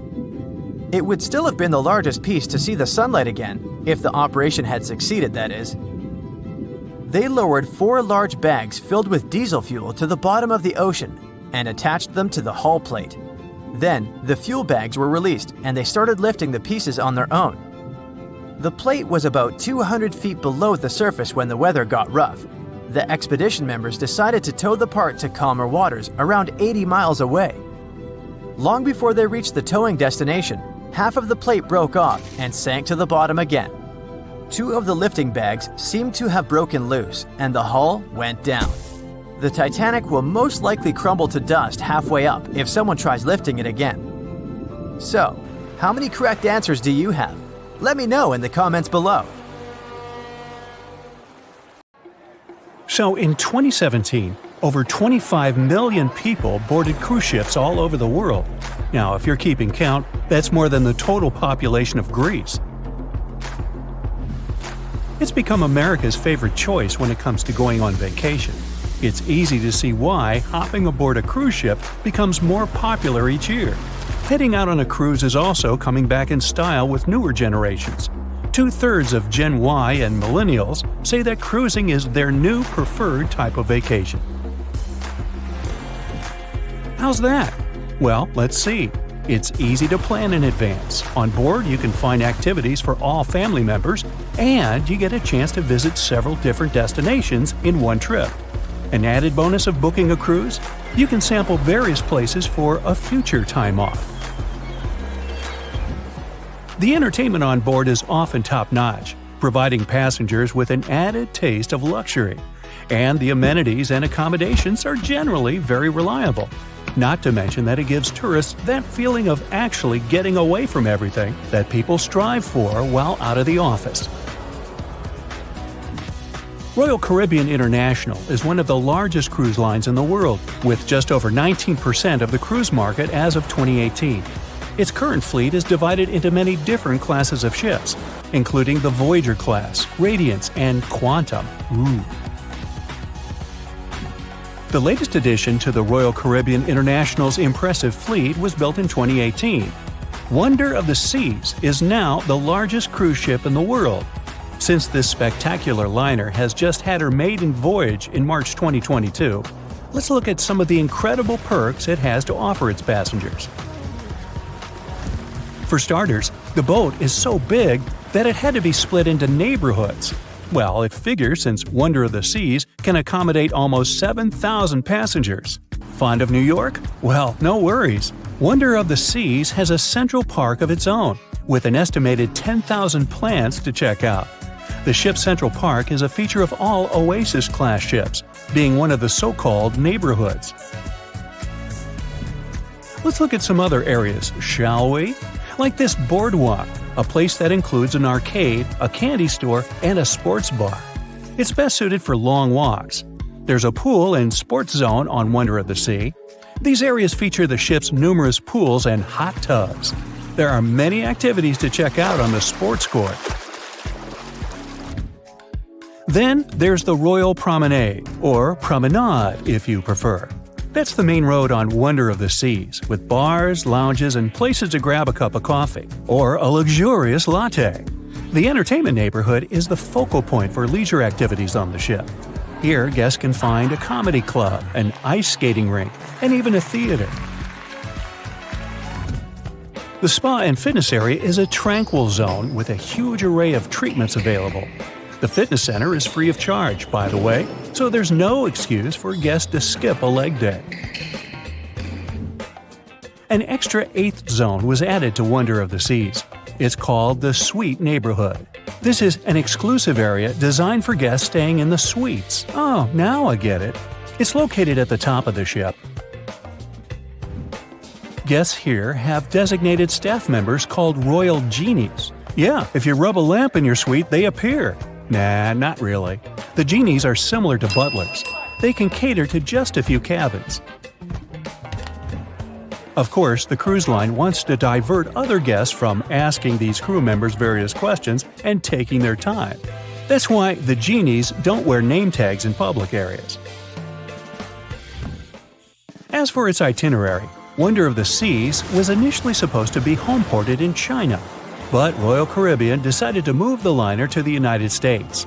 In March 2022, the ship started its journey with 7-night Eastern and Western Caribbean itineraries. In May 2022, Wonder of the Seas is scheduled for a trip to Europe, with Western Mediterranean cruises from Barcelona and Rome planned for its guests. Passengers will also be able to visit Palma de Mallorca, Spain, and Capri, Italy.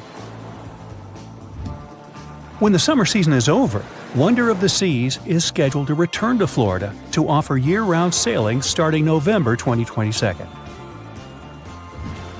And by the way, there is no truth to the rumor that a special cruise only for highly allergic and hay fever sufferers will be called the Wonder of the Sneeze. Nope, not at all. Now, it's hard to imagine a ship so massive that can accommodate so many amenities on board. For example, the Titanic was the largest ship of its time, measuring 882 feet in length. And Wonder of the Seas is not only 1,188 feet long, it's also 36% taller and 34% wider. Speaking of lifeboats, which I am about to, Titanic had a mere 20 lifeboats on board, which was tragically not enough to fit all the passengers after the ship hit the iceberg. But Wonder of the Seas has an even smaller number of lifeboats, 18 to be precise. Sounds weird and dangerous? Well, not really, given that each of these lifeboats can accommodate up to 370 people.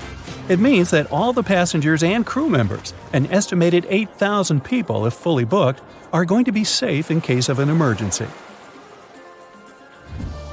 If we could somehow have a race between the two ships, well, Titanic was in fact the faster ship out of the two, beating Wonder of the Seas by 1 knot per hour.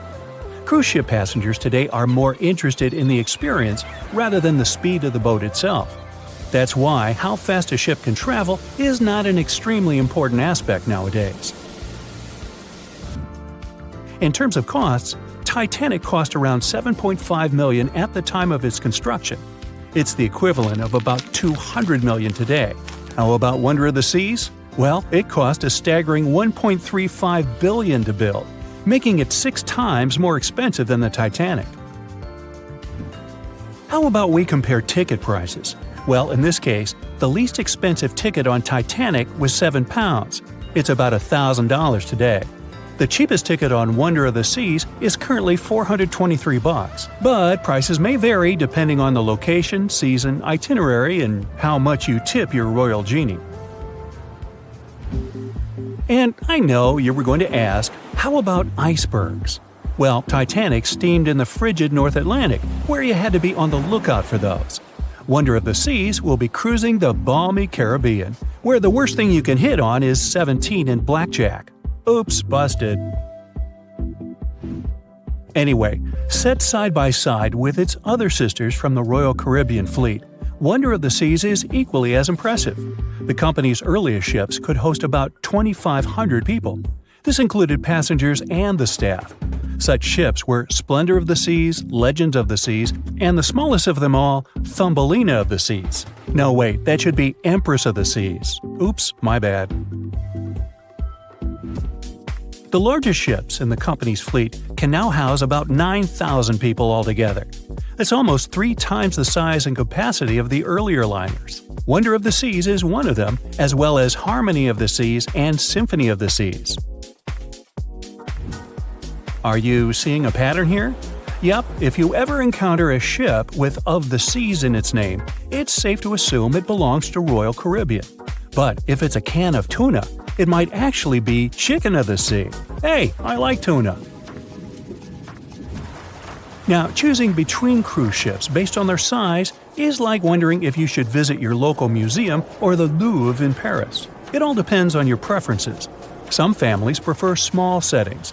Others are fan of large spaces that can provide everything they need. Historically, it's equally as exciting how far we've come in terms of maritime transportation. The SS Royal William, for example, was the first boat to ever make a transatlantic voyage almost entirely steam-powered in 1833. And it was a mere 160 feet long and could house roughly 155 passengers. And if the seas were calm, then they were housed less roughly. Similarly, the first modern megaship in the world was the MS Sovereign of the Seas. Launched in 1987, it was only 888 feet long and could carry a little under 3,000 passengers. Size and capacity are not the single improvements added to newer cruise ships out there. Recent technological developments in artificial intelligence and facial recognition have allowed cruise operators to ensure faster, smoother boarding for passengers. If, in the past, it took from 60 to 90 minutes for all passengers to board a ship, nowadays, cruise ship operators manage to get people comfortably settled in less than 15 minutes. Now, I'm sure you're already eager to book a ticket, but let's look into some of the more interesting activities you can try on board Wonder of the Seas. This way, you'll know what you're getting yourself into. All Royal Caribbean ships have loads of artworks available for their guests to enjoy. But Wonder of the Seas goes above and beyond, even featuring statues of astronauts in key locations around the ship. You'll find the first astronaut looking through the glass at the promenade, while a second one is busy rock climbing at the boardwalk. The third and last astronaut is more of a movie fan. This statue can be found near the movie screen sitting area. Going astronaut sightseeing is proving to be quite the experience among guests. In the areas with no access to sunlight, Wonder of the Seas features virtual balconies. In case of bad weather, guests can still have a feeling of the outdoors, but without having to hide from wind or rain. Teenagers have a place of their own reserved on the ship. There's a special club with a private hot tub, selfie area, games, and comfortable seating. The inside part of this club features a vending machine, an interesting collection of literature, and tables for foosball. Well, sign me up. Meet Arthur John Priest. No, he isn't famous for being a painter or for discovering some long-lost treasure. He didn't invent some cool gadget or break any world records. No, Arthur John Priest is famous simply for being unsinkable. Proving one can be both lucky and unlucky at the same time, Priest was involved in and survived several mishaps at sea, including the fateful maiden voyage of the Titanic. Priest was not a rich man interested in sailing for pleasure. He was part of the working class, employed as a stoker or fireman, stuck for hours within the hot bowels of large steam-powered vessels. His job was dirty and difficult. He was responsible for keeping the furnaces lit, feeding them coal to ensure enough steam was produced for the engines to work. He had to be careful about not overheating the system or setting fire to the whole ship. The furnaces had to be carefully watched and constantly fed. He breathed it all in a while, working and fighting with the sweat and the dirt. He would often work shirtless because of the heat and was always covered in black coal dust. And when he finally had a break, his shared living quarters were nearby in the same part of the ship. He must have been good at his job, though, because he had no trouble finding work. But wherever he went, bad luck seemed to follow. The first incident was a mild one. As a young man, Priest worked on the RMS Asturias. The passenger liner first set sail in 1907, traveling between Southampton in the UK to Buenos Aires in Argentina. At some point during its maiden voyage, the ship suffered a small collision. The damage was bad enough that the ship returned for repairs. Thankfully, there were no reports of any serious injuries. Priest, unfazed, simply went to work on another ship, but his bad luck lingered on the Asturias. In 1914, the Asturias became a hospital ship, helping care for sick men and women around Europe while bringing them home to England. But in March 1917, at just around midnight, the ship was struck by a foreign object. Its hull was breached, and the engine room flooded. The captain ordered everyone to abandon the ship, sending crew, patients, and health staff scrambling for the lifeboats. The vessel was still moving, powering through the water because the main controls, located within the flooded engine room, could not be turned off. The captain refused to leave the ship while people were still trying to escape. He was able to aim the Asturias towards Bolt Head, where it finally hit land and couldn't sink. The remaining lifeboats were lowered and the final survivors made it to safety. When they studied the damage on the ship later, the Asturias was declared a total write-off. It might be hard to pin this particular disaster on Priest. After all, he wasn't even on the ship at the time. But it seemed that many of the ships on which he served were destined for trouble. His bad luck followed him to his next job on the RMS Olympic, a massive ocean liner. The Olympic was big. In fact, it had been designed and built as part of the fleet that included the Titanic. But with size came sacrifice. The Olympic was great at moving in one direction, but very difficult to handle when it needed to turn. It was September 1911. The Olympic was trying to alter its course. The Hawk, a smaller ship sailing nearby, didn't give the larger vessel enough room to maneuver, and the two slammed into each other.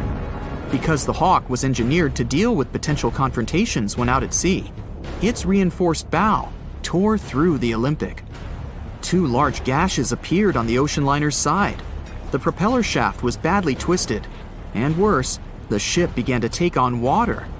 Somehow, the Olympic made it to shore without sinking, and nobody was seriously hurt. Priest had no idea that this was just a small taste of what his future held for him. He next found employment on a brand new ship, a better ship, an unsinkable marvel that was said to be the biggest vessel to have ever been built. Yes, he was going to work on the Titanic. And what a job!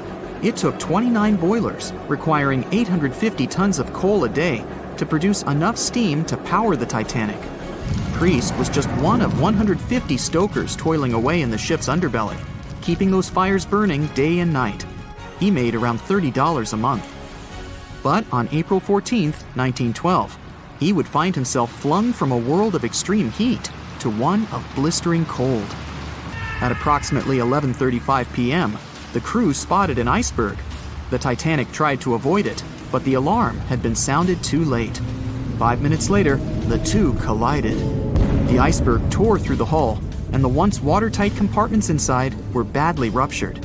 As the cold Atlantic water flooded in, the ship began to sink. Distress signals were sent, but the closest ship, the Carpathia, was over 3 hours away. In the dark of night and stuck in the middle of nowhere, the crew and passengers panicked. Those who could scrambled for the lifeboats. Others jumped into the icy waters. In total, only 706 survived that terrible night. Priest, at the time of the collision, was down in the ship's lower quarters. He was on break, relaxing from a hard day of work. And as the ship went down, so did his chances of survival. He and his fellow workers were in the most dangerous position on the ship. They had to make their way through a maze of corridors and gangways, some of which were flooded, in a mad dash to the deck. And then they faced the frigid water, jumping in and desperately swimming to safety. The ocean was so cold that Priest even suffered frostbite before finding his way onto a lifeboat. He was one of only 44 stokers to survive that night. After an experience like that, most of us would never set foot on a boat again. But Priest had to work. His next job also ended in disaster. He was offered employment on the HMS Alcantara. It went down in 1916, and Priest was again one of the few to make it to safety. He was badly wounded in the process. But he kept pressing his luck, and his next job as a stoker may have felt eerily familiar. He would be working on a ship built by the same people behind both the Olympic and the Titanic. And this ship, named the Britannic, was the biggest of the three. It was also believed to be a superior vessel, fitted with new safety features after the Titanic sank. For example, it had 48 open lifeboats, 46 of which were the largest ever used on a ship before. 2 of these were even motorized and equipped with special communication devices. The good news? The Britannic survived its first trip without incident. It was already doing better than the Titanic ever did. However, on November 21, 1916, The Britannic was shaken by a loud explosion while traveling through the key channel in the Aegean Sea. The hull was damaged, and some of the compartments began to fill with water. But, unlike the Titanic, the Britannic had been designed for just such an emergency. It had been fitted with 5 watertight bulkheads. Intact, these would help keep the ship safe and floating for a much longer period of time. But there was one issue. Portholes along the lower decks had foolishly been left open. As the ship tilted, the portholes let in water, which flooded the Britannic and hastened its descent into the sea. This effectively made those watertight bulkheads useless. The ship was going down fast, much faster, in fact, than the Titanic had sunk. 35 of the lifeboats were successfully launched, saving most on board. Of the 1,066 passengers and crew, 1,036 survived. Priest, his luck intact, was one of them. And yet, he still wasn't done with a life at sea. He accepted a position as a stoker on the Donegal. It was a smaller passenger ferry that had been converted for use as a hospital boat. In April 1917, it was struck by a foreign object while fleeing an unsafe situation, and though he suffered from a head injury, Priest was again one of the survivors. It took experiencing 2 collisions and 4 sinkings before Priest was finally ready to retire. In fact, he reportedly said he only gave it up because no one wanted to sail with him. Can you blame them? He would live out the rest of his life on dry land in Southampton, England, with his wife Annie and their 3 sons. But Arthur John Priest would always be remembered as the unsinkable stoker. You know SOS, don't you? 3 dots, 3 dashes, and 3 more dots. It's an easy enough signal to tap out in Morse code. It means save our souls or save our ship. The crew of the legendary Titanic had been desperately trying to send this signal for 2 hours the night of April 14, 1912. There were other ships not too far from the spot where the iceberg took down the mighty Titan of the sea, but the call for help seemingly disappeared before it could reach them. The passenger ship SS Mount Temple did pick up a signal and try to respond, but the Titanic never got the answer. So what was silencing the ship's cries for help?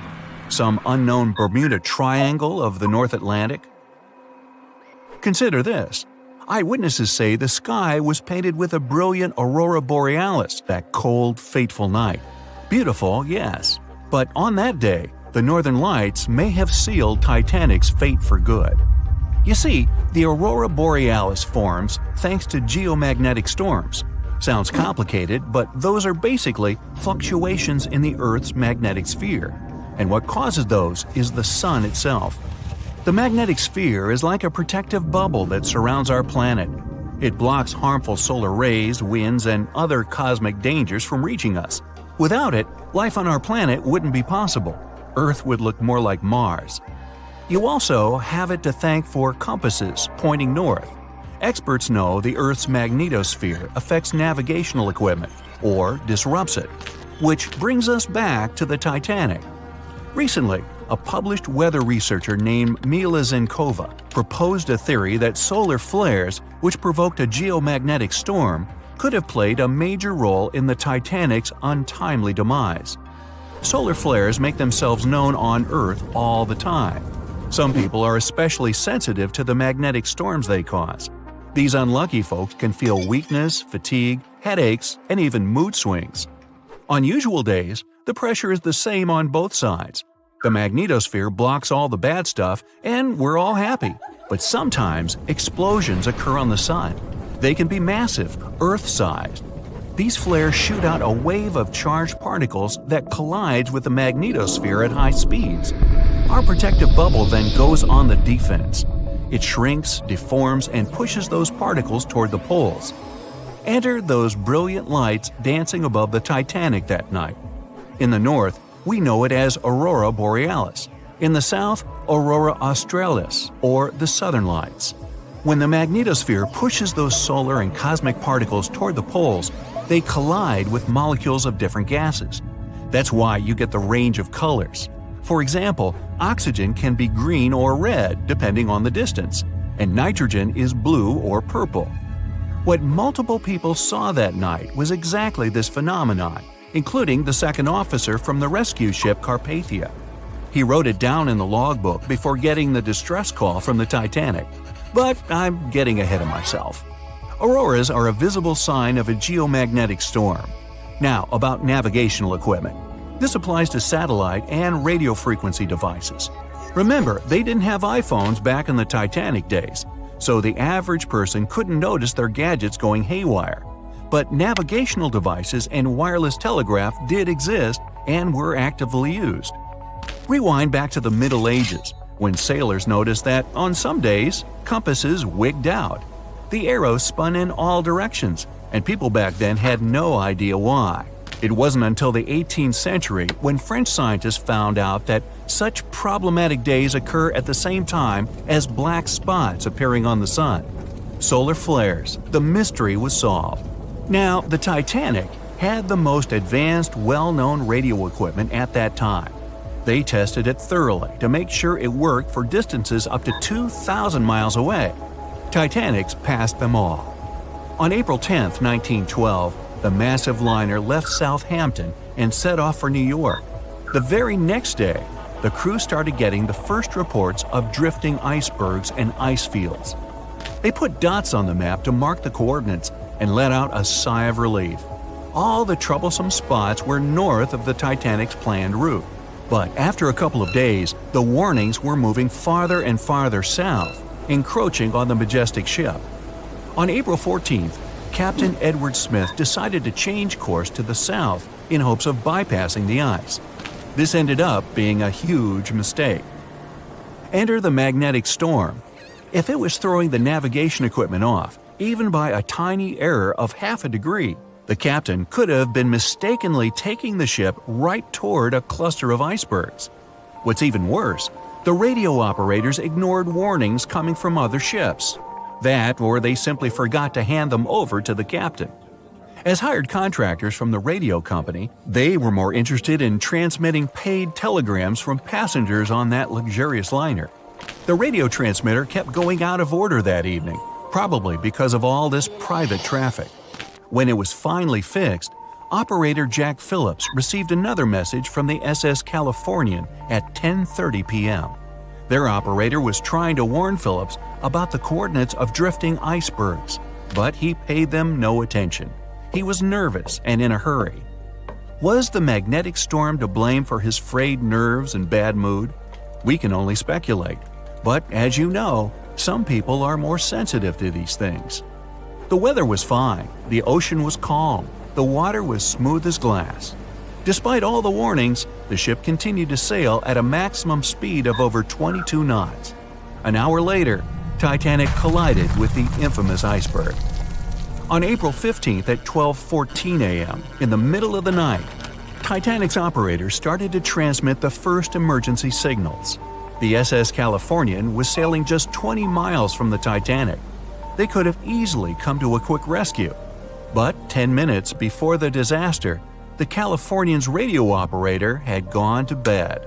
He was the only one who understood Morse code on the ship. According to this new theory, the magnetic anomalies possibly blocked Titanic's messages to other ships. For example, the steamer SS La Providence didn't receive any signals from the sinking ship at all. Yet they were still getting transmissions from another giant, the Olympic, which was 500 miles from the Titanic. That night, the signals were acting strange. They simply got lost somewhere in space, or they were like a jumbled riddle, impossible to solve. The SS Mount Temple did get a message and rushed to Titanic's aid. But as fate would have it, the rescue ship got stuck in ice. She did arrive at Titanic's last known coordinates, but the luxury liner was nowhere to be seen. So were the coordinates accurate at all? The steamer Carpathia was about 60 miles away. At 12:30, their radio operator told the Titanic's crew they were rushing to help. The ship famous for coming to the aid, Carpathia, was going full steam ahead. But here's the odd part. At first, they headed to the wrong spot. The magnetic storm could have thrown its equipment off. Good news is the steamer did end up reaching the right place when they saw the lifeboats full of passengers. Interestingly, once she reached land, the Carpathia didn't have any problems with her equipment. The blackout happened just around the wreckage site. The following investigation blamed radio amateurs for blocking signals. We now might know otherwise. Zinkova explains that at that time, they didn't know exactly how and to what extent the sun influences the Earth. No one could have guessed that the sun could tamper with these massive ships' navigational equipment, especially one that had the best of the best at the time. There's another theory that even the moon could have played a role. Some researchers claim that in January 1912, our natural satellite was closer to the Earth than usual. It caused very strong tides and raised the sea level. Every year, icebergs break away from Greenland and stop around Newfoundland. But not that year. The increased water flow pushed them further for 3 months. And come April, they were right in the way of transatlantic ships. Unfortunately, it was a recipe for disaster when it came to the mighty Titanic. It was September 12, 1990. In those times, way before instant messaging and Zoom calls, a little girl was looking for pen pals. Zoe was aboard a ship from England to Belgium on vacation with her parents. She was only 10 years old at the time, but was a very clever schoolgirl. She took a piece of paper and started putting some words together. She introduced herself, then wrote about how she liked ballet and playing the flute and the piano. Of course, she couldn't help but mention her 2 adored pets, a little hamster she called Sparkle and her fish Speckle. She also put down the address at which she could be reached in case someone was interested in writing back to her. But alas, she was at sea. Who could she send this message to? An interesting idea came to her mind. She carefully placed her letter in a plastic bottle, tightly closed the lid to protect it from the water, and threw it into the sea. The little girl's excitement faded away over the years as she didn't receive a response. Maybe the bottle got stuck somewhere. Maybe it was swallowed by some big, scary sea creature. Or maybe the water actually poked through the plastic cap and destroyed her message. Many years later, on Christmas, a letter for Zoe was received at her parents' house under her maiden name. The postage signaled that the message was from Europe. It was from a Dutch couple, Piet and Jacqueline Lateau, who had found her delicate bottle and were very considerate to write back. They pointed out that they had found the letter among the debris thrown at the shore by the sea. Zoe's letter had been stranded for a staggering 23 years at sea and traveled for more than 350 miles to reach its final destination near Rotterdam in the Netherlands. That's quite a voyage for a small plastic bottle. A story similar to that of Zoe is the strange connection between 2 little boys. A little German boy named Frank Uzbek was on a boat traveling to Denmark when he got the same idea as Zoe. He was 5 years old at the time he put together a message and threw it into the unknown. The year was 1987. He got his response years later when he was 29. His letter, just like the one Zoe would send a couple of years later, had been at sea for 24 years. His message was found by a boy named Daniel Korotkin while he was on a walk with his parents on the Koronian Spit near the Baltic Sea. Daniel was lucky that his father knew enough German to translate the message. The unlikely friends eventually met via video call in 2011. Not all message-in-a-bottle stories have been explained away. In 2013, a Croatian surfer came across a damaged bottle while near the Adriatic Sea. The message it contained dated back to 1985, and it was from a man named Jonathan. The sender was eager for his letter to reach a woman named Mary, and he also expressed his keenness for her to respond. Since the letter was supposedly sent from Nova Scotia, the bottle had to have traveled a mind-boggling 3,700 miles. The message went from the Atlantic Ocean, entered the Mediterranean Sea, and reached the Adriatic shores in Croatia. The identities of neither John nor Mary were ever discovered. There are also messages in a bottle with wonderful love stories to share. This was the case for Ake and Paulina Viking. When Ake, a lonely Swedish sailor, placed a letter in a bottle and threw it in the Mediterranean Sea, he had no idea the piece of paper would eventually reach his future wife. This was in the early 1950s. The bottle was found by an Italian man who was inspired enough to give it to his niece, Paulina. After a year of back-and-forth letters being exchanged, Ake and Paulina eventually met and got married. Having decided to share their story with the world, they became somewhat of a celebrity couple for the time. They even shared video footage of their wedding with the world, and their story was featured in a bunch of newspapers. This fortunate event started a movement between young people looking for love, increasing the number of messages being thrown out at sea in search of a fairy tale ending. Not all the stories that started out like this eventually worked out, though. In 1945, an American named Frank Hayostak placed a similar message to that of Akis in a bottle and threw it in the waters. Almost a year later, his letter was found by an Irish woman. Her name was Brenda O'Sullivan. Their years of correspondence soon caught the attention of the media at the time, but their friendship never flourished because of the added pressure. They eventually met in person when Frank traveled to Ireland, but he didn't stay for long, and they eventually got out of touch with each other. After Titanic met its strange ending, many bottles containing secret messages started to surface. Almost all of them proved to be counterfeited, apart from one letter. Years after Titanic had sunk in the icy Atlantic waters, a bottle was found on the Irish shores. It was supposedly from a man named Jeremiah Burke, and to this day, it is considered to be the only genuine message in a bottle originating from Titanic. The piece of paper simply stated the sender's name and the location, the Titanic, accompanied by the word goodbye. Since the date has washed away, it's difficult to estimate whether the note was sent before or after the ship had hit the iceberg. The common understanding is, however, that since Jeremiah was looking to relocate to the U.S., he was merely sending his last symbolic regards to his family and friends back in Ireland. This simple way of meeting and sometimes corresponding with people has turned into a hobby for a man from a Canadian province named Prince Edward Island, located east of the U.S. state of Maine. This man, Harold Hackett, claims to have sent over 4,000 bottles into the Atlantic Ocean since 1996. He also claims to have received many responses from all over the world, including letters from people in Europe, like France and Germany, but also from the Bahamas or even Africa. This unlikely pastime earns him about 150 Christmas cards from his pen pals each year.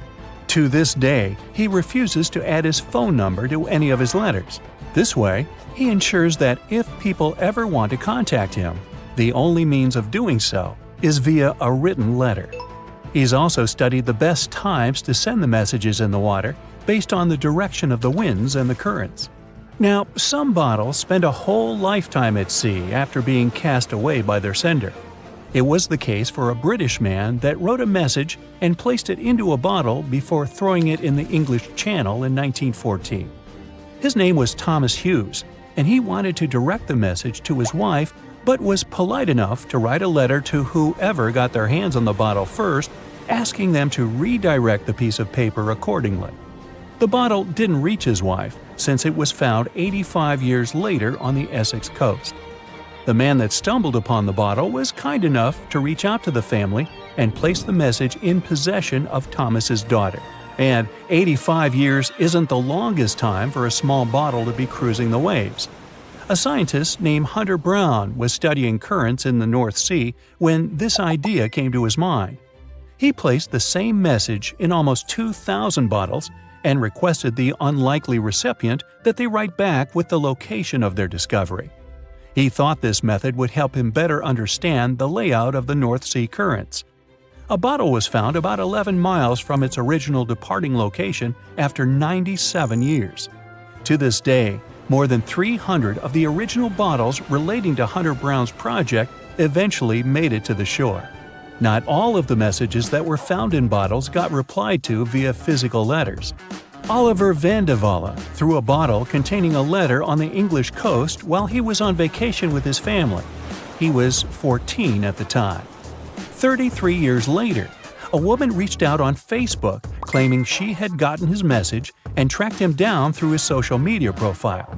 At first, he hardly remembered having placed the letter in the bottle, but he eventually recounted the events, even the fact that he sealed the bottle with candle wax to make sure it was leak-proof.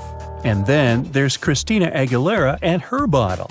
No wait, hers is about a genie in a bottle. Okay, never mind. Meet Arthur John Priest. No, he isn't famous for being a painter or for discovering some long-lost treasure. He didn't invent some cool gadget or break any world records. No, Arthur John Priest is famous simply for being unsinkable. Proving one can be both lucky and unlucky at the same time, Priest was involved in and survived several mishaps at sea, including the fateful maiden voyage of the Titanic. Priest was not a rich man interested in sailing for pleasure. He was part of the working class, employed as a stoker or fireman, stuck for hours within the hot bowels of large steam-powered vessels. His job was dirty and difficult. He was responsible for keeping the furnaces lit, feeding them coal to ensure enough steam was produced for the engines to work. He had to be careful about not overheating the system or setting fire to the whole ship. The furnaces had to be carefully watched and constantly fed. He breathed it all in a while, working and fighting with the sweat and the dirt. He would often work shirtless because of the heat and was always covered in black coal dust. And when he finally had a break, his shared living quarters were nearby in the same part of the ship. He must have been good at his job, though, because he had no trouble finding work. But wherever he went, bad luck seemed to follow. The first incident was a mild one. As a young man, Priest worked on the RMS Asturias. The passenger liner first set sail in 1907, traveling between Southampton in the UK to Buenos Aires in Argentina. At some point during its maiden voyage, the ship suffered a small collision. The damage was bad enough that the ship returned for repairs. Thankfully, there were no reports of any serious injuries. Priest, unfazed, simply went to work on another ship, but his bad luck lingered on the Asturias. In 1914, the Asturias became a hospital ship, helping care for sick men and women around Europe while bringing them home to England. But in March 1917, at just around midnight, the ship was struck by a foreign object. Its hull was breached and the engine room flooded. The captain ordered everyone to abandon the ship, sending crew, patients, and health staff scrambling for the lifeboats.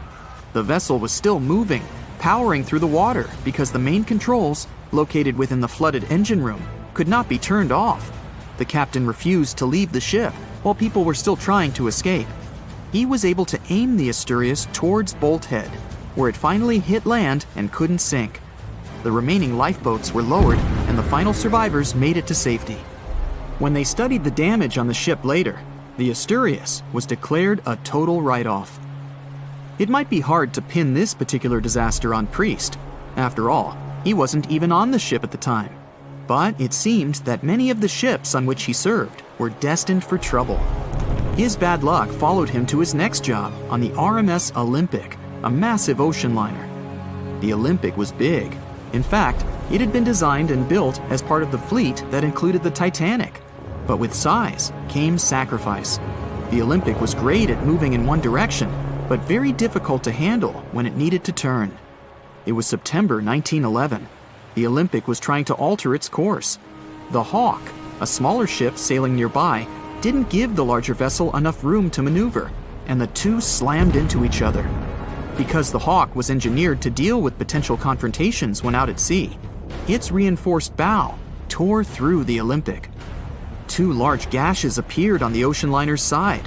The propeller shaft was badly twisted, and worse, the ship began to take on water. Somehow, the Olympic made it to shore without sinking, and nobody was seriously hurt. Priest had no idea that this was just a small taste of what his future held for him. He next found employment on a brand new ship, a better ship, an unsinkable marvel that was said to be the biggest vessel to have ever been built. Yes, he was going to work on the Titanic. And what a job! It took 29 boilers, requiring 850 tons of coal a day to produce enough steam to power the Titanic.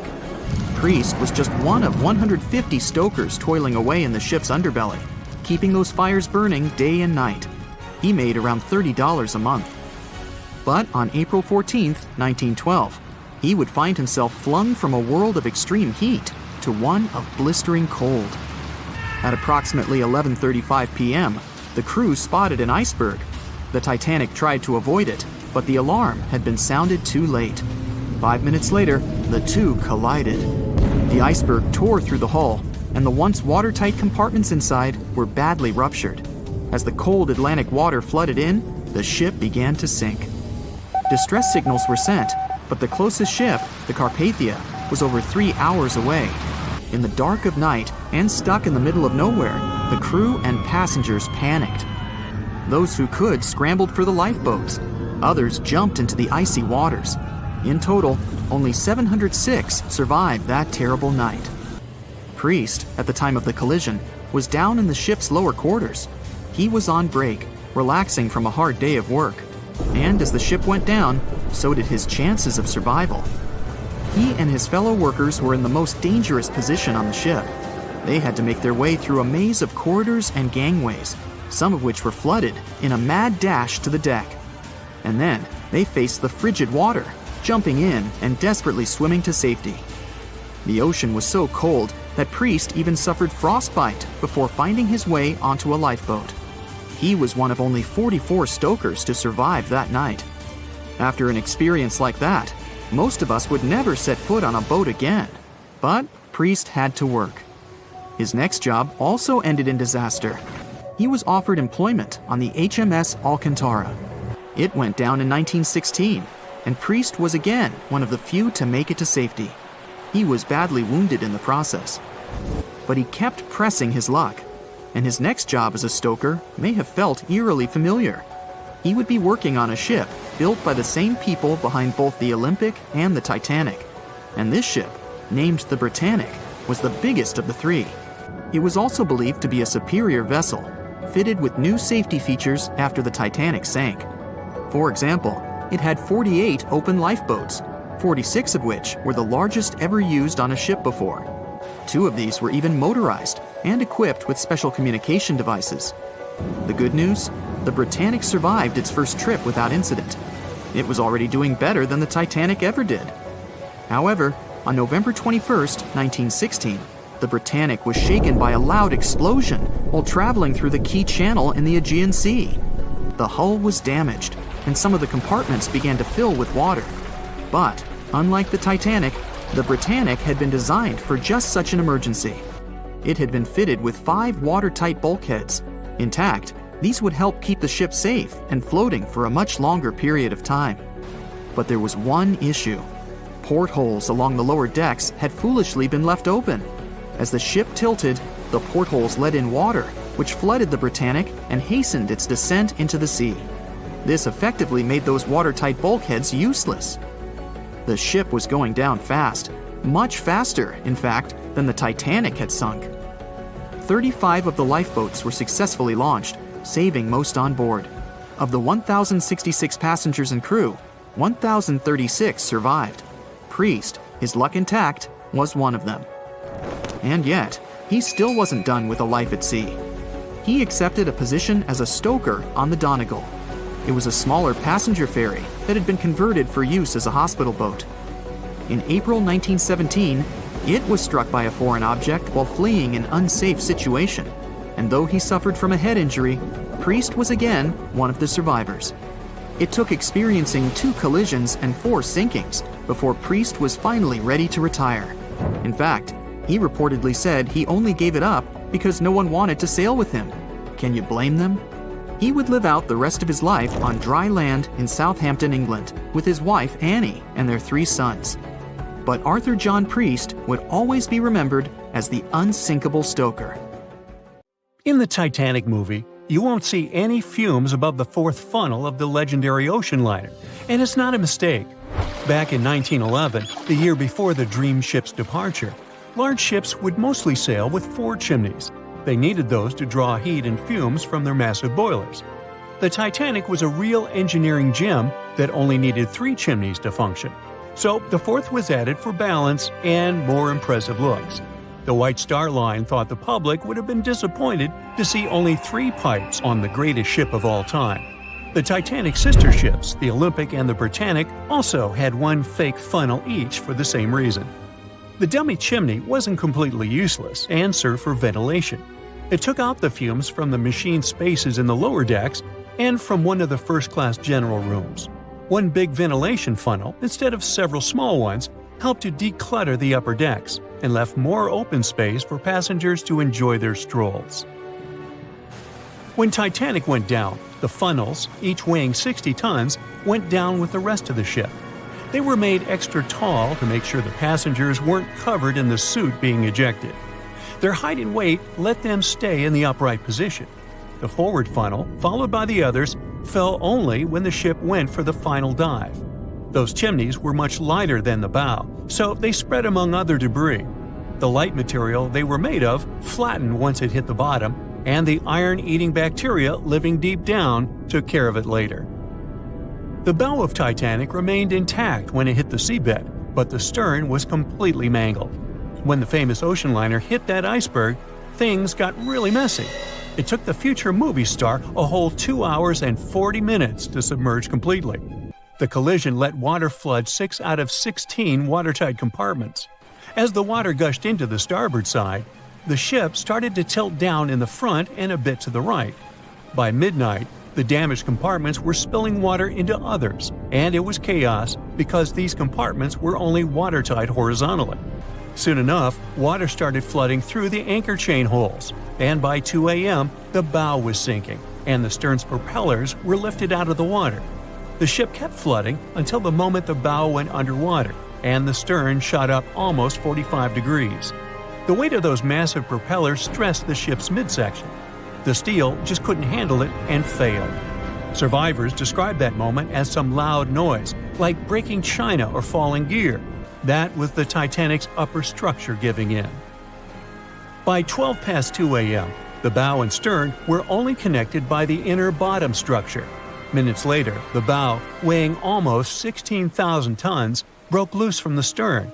The stern rose sharply to an almost vertical position and started sinking slowly. By 2:20, it disappeared underwater. The bow was cruising down at about 13 miles per hour and had hit the ocean floor almost a half an hour before the stern. The two parts of the Titanic now lie 2,000 feet apart, pointing in different directions. The bow remained mostly intact, just covered in mud. The stern turned into a tangled wreck because of the implosions it went through during the descent.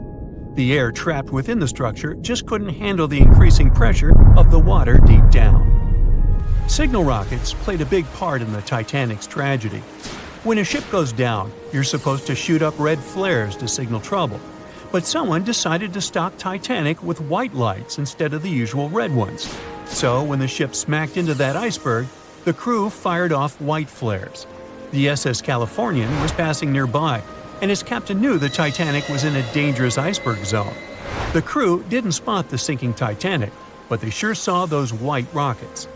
The radio between the ships was useless because the Californian's operator switched it off. The captain had a gut feeling something was off, so he flashed a Morse code light signal at Titanic. But he received no reply because the Titanic had already gone underwater. There was another ship, Samson, sailing alongside the Titanic. It had plenty of illegally hunted frozen seal meat from Canadian waters abroad, so it was sailing with lights off to remain unnoticed. When they saw the Titanic's white rockets, they thought it was the Coast Guard and zoomed away. Samson didn't have a radio, so they couldn't find out about the ongoing disaster. The crew got the news about Titanic only when they got to the coast of Iceland the following month. There have been many theories to explain the Titanic tragedy, and one of the recent ones says that there was a fire involved. An Irish journalist went full detective for decades, digging into the mystery, and stumbled upon a game-changer. He came across a photo album that had been hiding from the public for a century after the tragedy. In the pictures, taken at the Harland and Wolff shipyard in Belfast, Northern Ireland, just over a week before the liner sailed, you can clearly see a massive 30-foot black spot on the ship's hull. Maloney researched the photos and eyewitness testimony from the time and claimed that a fire spontaneously broke out inside of one of Titanic's enormous coal bunkers. It was raging for a whole 3 weeks and messed with the metal, critically weakening a crucial segment of the ship's hull. Back then, most ships had just one hull, so it was the only skin the Titanic had. That's why the iceberg managed to punch a hole through the ship so easily. If it hadn't been for the fire, the Titanic might have shrugged off that iceberg collision. The company operating the liner knew about the fire, but they decided to conceal that fact. They didn't want any negative stories in the press as they faced some serious competition in transatlantic voyages. The Titanic was sold out, so they stocked up on coal and made it sail.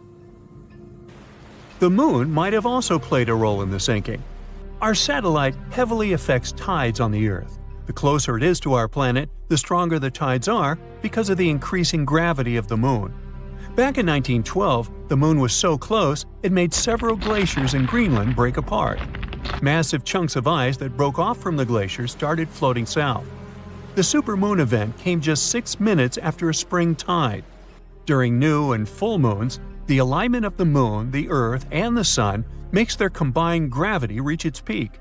And the day before, our planet had come the closest to the Sun that year, which made the gravity even stronger. This mixture of events created perfect conditions for one of the most powerful tides in history.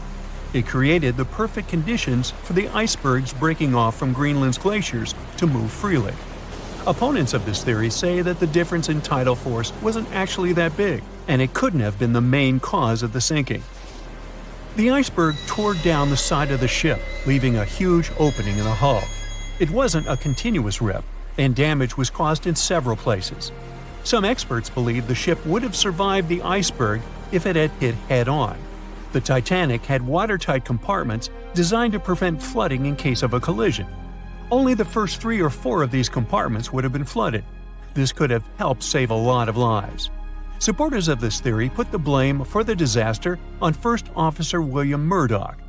Huge, fast-moving ships don't just turn in a matter of seconds like a speeding car. It takes minutes. When Murdoch realized the collision was inevitable, he tried dodging left to avoid a direct hit. But despite his efforts, the ship still collided with the iceberg. You know the rest. At 11:40 p.m., the Titanic made contact with an iceberg in the North Atlantic Ocean. Many artifacts were found and restored, like parts of the ship, jewelry, and dining plates, to name a few. It took approximately 3 hours for the ship to be completely submerged in the remote icy water. The night was cold and very much alive.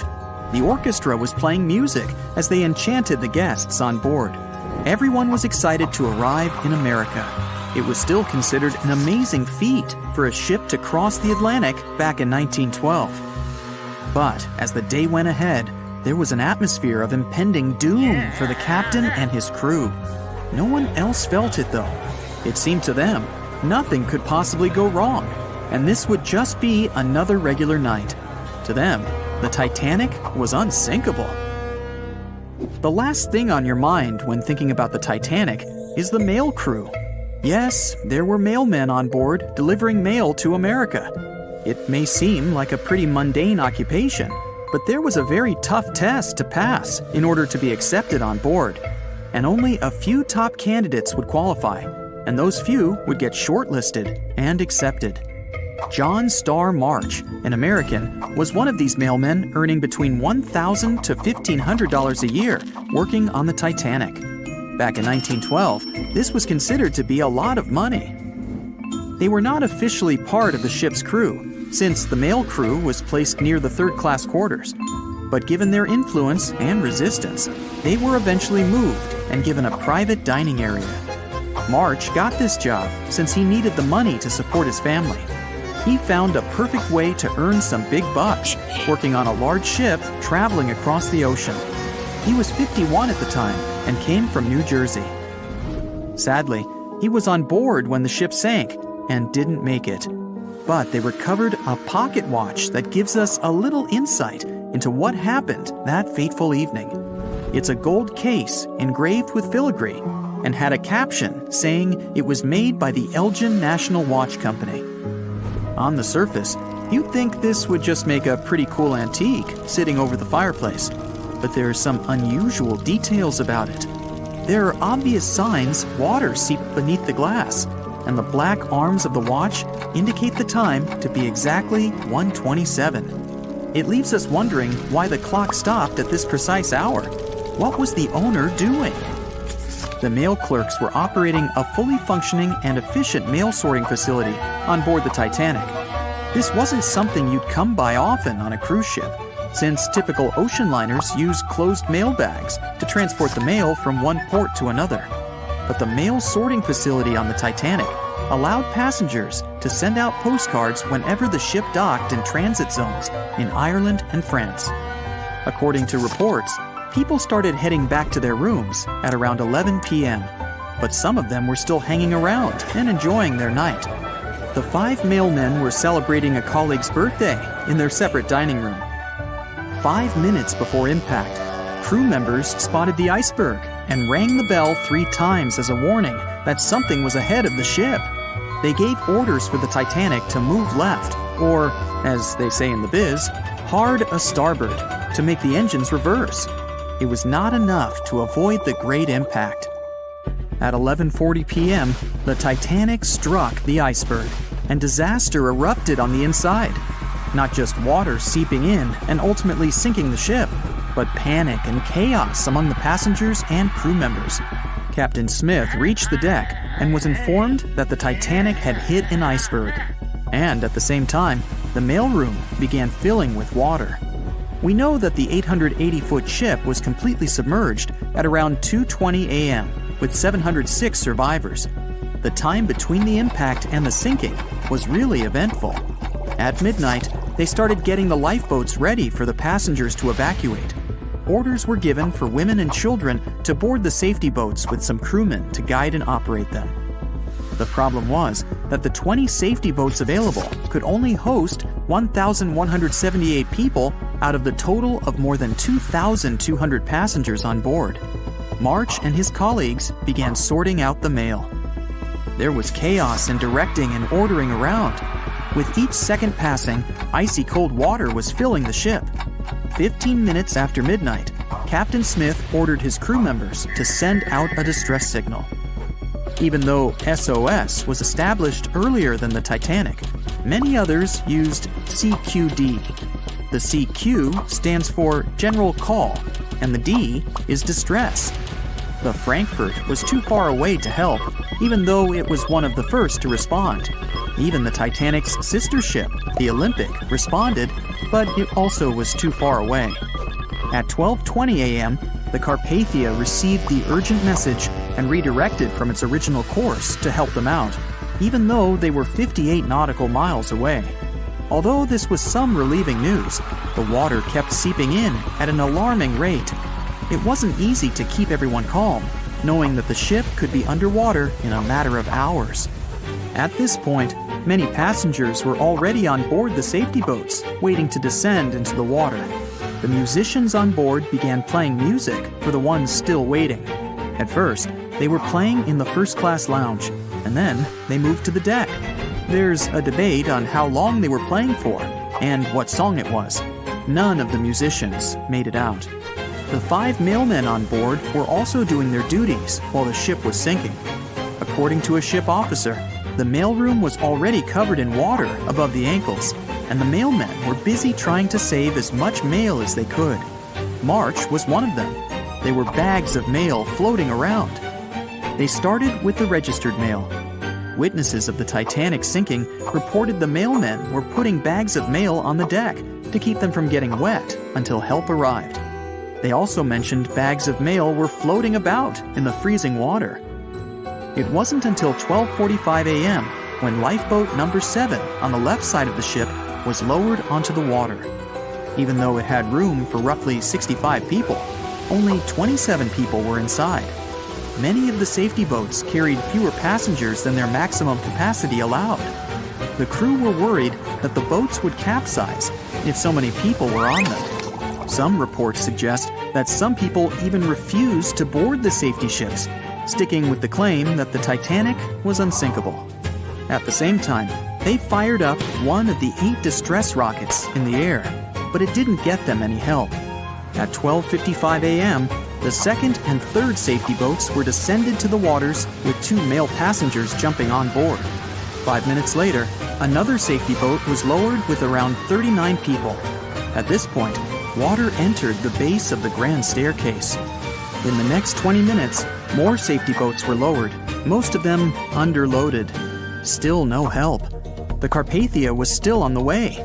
Panic was growing, and tensions were rising. There was a lot of anger for people being left behind. At around 1:30 a.m., things were getting out of control. The organized boarding of passengers to the safety boats stopped. March's watch stopped 3 minutes earlier, which could mean he was part of the scuffle between crew members and passengers. It took 3 hours for the Carpathia to arrive. March wasn't among the survivors. His watch proved to be one of the essential findings lost in the wreckage of the Titanic. It was eventually returned to March's 2 daughters, and now it's in one of the collections of the National Postal Museum. March was a man who did what he had to do in the worst circumstances. Time was a precious commodity for the people on board the ship, and this watch proved valuable to learn more about the tragic yet inspiring stories of the Titanic.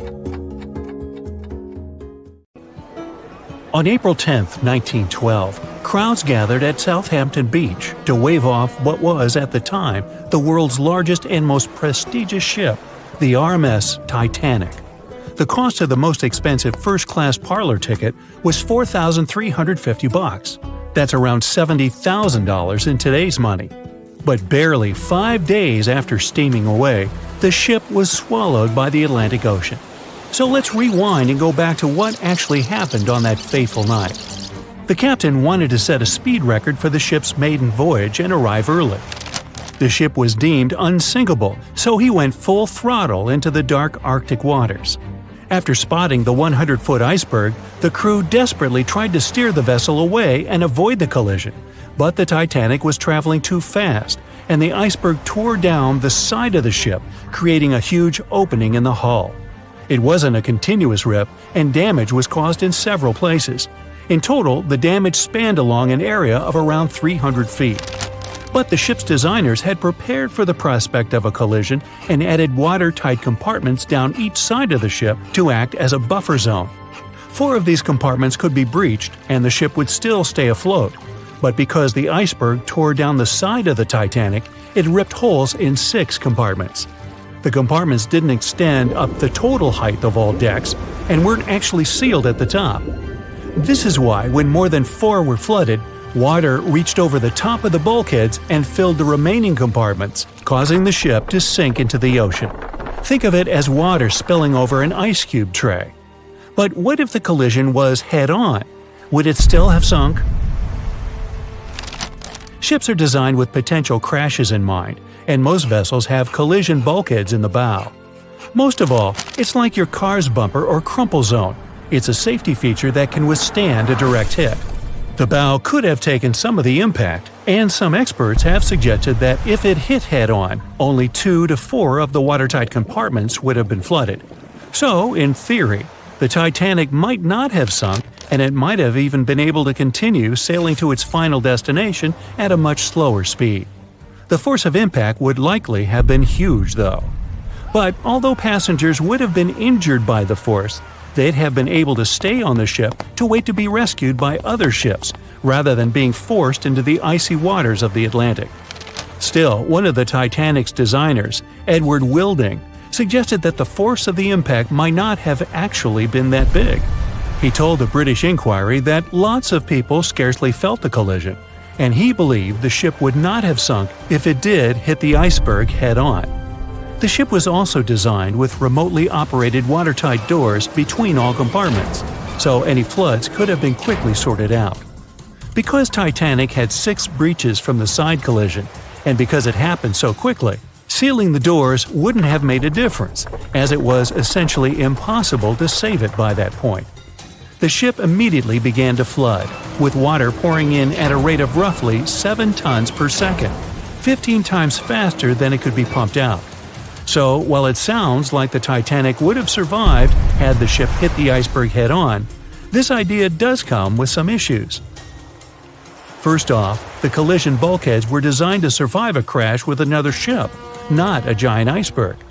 If 2 ships collided, both would absorb some of the impact in their bulkheads, sharing the impact and likely staying afloat.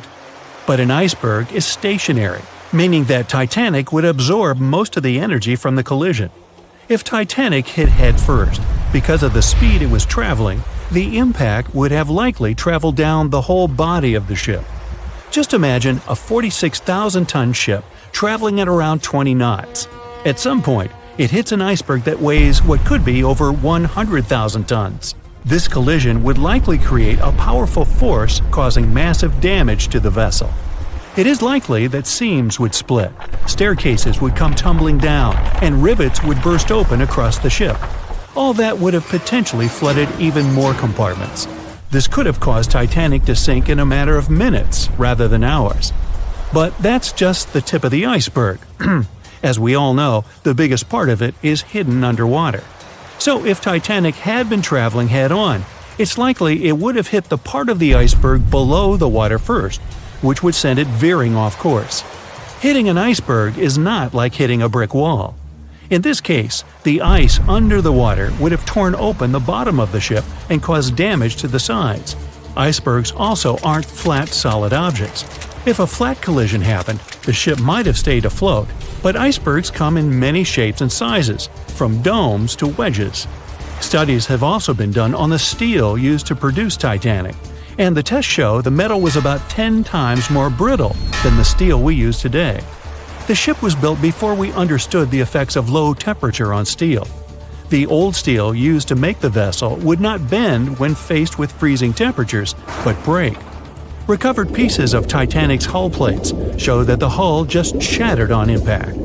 Hitting head-on would also cause a very severe and abrupt stop, so even if the ship hadn't sunk, there would still have been major issues. Think about when you suddenly hit the brakes on your car, or when the bus stops while you're walking down the aisle and you get flung forward. Passengers would have been thrown across the ship, and because the crash happened at night, most people were sleeping, so wouldn't be able to effectively prepare for any sort of impact. This would result in injuries for most people on board. It would be especially bad for those at the front of the ship, where the accommodation for the off-duty firefighters, greasers, and engineers was. But while passengers and off-duty crew may have been thrown out of bed, there would be a lot more survivors than in the original scenario. Many ships have had head-on collisions and made it back to shore. Not many people know that Titanic actually had two sister ships. The White Star Line, the company that built Titanic, also built vessels called Britannic and Olympic. Captained by Edward J. Smith, who would later helm Titanic, the Olympic set off on its maiden voyage in June 1911. But much like Ford's sister ship, disaster was just around the corner. On its fifth commercial voyage, Olympic collided with a Royal Navy ship, HMS Hawke. While the Olympic received damage to its side, Hawke crashed into the other vessel head-on. The bow of the Hawke was completely crushed by the collision, but because the ship had watertight compartments, it managed to survive the impact and later returned to shore for repair. Another study case is the SS Andrea Doria, which was an Italian ocean liner that made global headlines in 1956. Like the Titanic, the Andrea Doria was heading for New York City on its 101st voyage when disaster struck. On July 25th, the vessel collided with the 524-foot Swedish passenger liner Stockholm. The Stockholm hit the ship head-on, but the point of impact for the Andrea Doria was on its side. The front of the Stockholm was completely smashed, but because the impact was on its hull, it managed to survive. The Andrea Doria, however, sadly sank due to the collision being on the side of the ship. So these cases could suggest that maybe the Titanic would have survived had it hit the iceberg head-on. But we have to remember that the Titanic hit the thing full speed, whereas both the Olympic and the Andrea Doria were traveling slower. The year was 1854, and the SS Arctic, the fastest passenger liner of its time, set out to cross the Atlantic. As it sailed through the misty veil, it slowly disappeared into the unknown. The Collins Line, an American shipping company, was started in 1818 and only began seriously trading in the transatlantic by 1835. Its steamships crossed the Atlantic from Liverpool to New York within just 10 days. Doesn't sound like a great speed today, I know, but back then, the same thing took other ships several weeks. Light on the water with their wooden hulls, powering through with a strong steam engine, those steamships were the favorite choice for many high-profile people. What could go wrong with such an advanced ship, they thought. This reminds me of some other ship everyone believed to be unsinkable. But anyway, back to the Collins Line. It grew to be a serious contender on transatlantic routes, with only one other competitor, the Cunard's Line. It was a British company also aiming to be the main force through the Arctic Passage. In 1835, the company received a new ship that traveled to Liverpool and came back to New York with the largest cargo ever at that time. From then, the Collins Line was steadily growing. It seemed like there would only be future successes for it. Unfortunately, their lavish ships became costly to run with the amount of coal used. Massive power along with weak wooden hulls meant they needed many repairs after each voyage. So, every trip ended up being expensive. But since the ships were safe and had a great reputation, people were willing to pay the price, and the company was definitely not in crisis. They had achieved something no one had managed to do before them.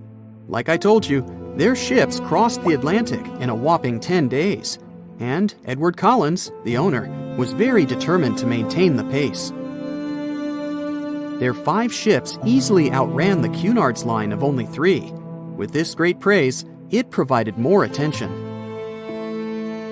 Though the Cunard's ships were slower with their iron hulls, they believed there was still profit, regardless of how slowly they sailed. Among Collins' ships, the Arctic, the third of them to be launched, was the largest, reaching 284 feet long, with 2 side-lever steam engines, each with 1,000 horsepower. The paddle wheels made 16 revolutions a minute when at full speed. At the time of its launch, the press called it the most stupendous vessel ever constructed in the United States. But glamour and fame couldn't avoid what would come next. On the 27th of September, the Arctic was on its journey from Liverpool to New York, continuing a speed pace through the thick fog. It's possible that by that moment, after 4 years of record-breaking trips, the crew became overconfident with their sailing and the ship. Going only 50 miles from Newfoundland, they carelessly continued through the fog with no radio contact, sonar, or any other form of identifying objects, equipped only with Morse code. A smaller ship, the SS Vesta, which operated as a fishing vessel, often worked around Newfoundland. It was passing through the same path as the Arctic and crashed into its side. Shocked by the collision, the captain of the Arctic offered help to the much smaller Vesta, but it was soon clear that the damage that seemed minor on the Arctic was far worse. Beneath the waterline, a hole was letting water into the hull. The cost of the much faster wooden hull now seemed less valuable. They steered toward land, trying to plug the holes, but they weren't doing so well, and the seawater continued to pour in, filling up higher and pushing the ship down. And finally, once the engine room was full, it put out the boilers, taking away the massive power the Arctic was once legendary for. They moved slowly until coming to a complete stop. The ship continued to sink, and the order was to abandon it. At the time, maritime law allowed for the Arctic to carry only 6 lifeboats, only capable of saving 180 people. The crew and some of the passengers managed to push their way aboard and took most of the seats on those boats. Things were pretty wild, and everyone forgot about their manners, not letting the ladies and the youngest ones board first. It took 4 hours for the Arctic to sink. 150 crew and 250 passengers were on board. Those that weren't able to find a lifeboat made a desperate attempt to build their own rafts from parts of the ship. 2 days later, only 3 boats made it safely to the shore. The other 3 were never found. Believe it or not, the rescue party also saved some people that had been clinging to the wreckage for 2 days. Unlike the crew, the captain went down with the Arctic, but amazingly survived. He would be only one of 85 people that made it, out of the 400 on board. When the news arrived 2 weeks later, the public responded with great sadness to the losses. Great anger soon followed towards the poor safety measures in the crew. The press published demands to change the laws for more lifeboats. It only made sense to have enough for every person on board a ship. But they ignored those requests. This neglect would lead to more disasters in the future. Enough lifeboats would only come into maritime law some 60 years later, after the disaster of the Titanic. Edward Collins' wife and 2 children were also aboard the ship and didn't return. He was heartbroken, but didn't stop running his business. The Collins line still had a reputation to uphold, the biggest, fastest, and most luxurious on the Atlantic. Edward Collins would now build an even better ship than any other. It was named the Adriatic, and it was the largest ship in the world, 354 feet long. With 2 alternating steam engines that had never been built of this size. These steam engines at the time were at the height of engineering, though today you can only see them in models and toys. With the new addition of 2 masts, the Adriatic would also be able to sail if needed. Luckily, they made some lessons from the disaster of the Arctic. But before their new ship, the Adriatic, was built, another disaster had occurred. The sister ship of the Arctic had also sunk. They believed this second ship was desperate to stay in front of the Cunard's line and hit an iceberg somewhere during the race. This weird contest took the lives of 141 people. The desperation of Collins and his weakly built hulls pushed the company towards bankruptcy in 1858. The newly built Adriatic, costing over $1 million, had only made 1 voyage in the end. And even that voyage was considered a disaster. The ship collided with a tugboat. It still managed to finish its maiden voyage at a suitable time. After the company had gone bankrupt, they had to sell the ship for only $50,000. They removed the great giant engines, replacing them with only sails.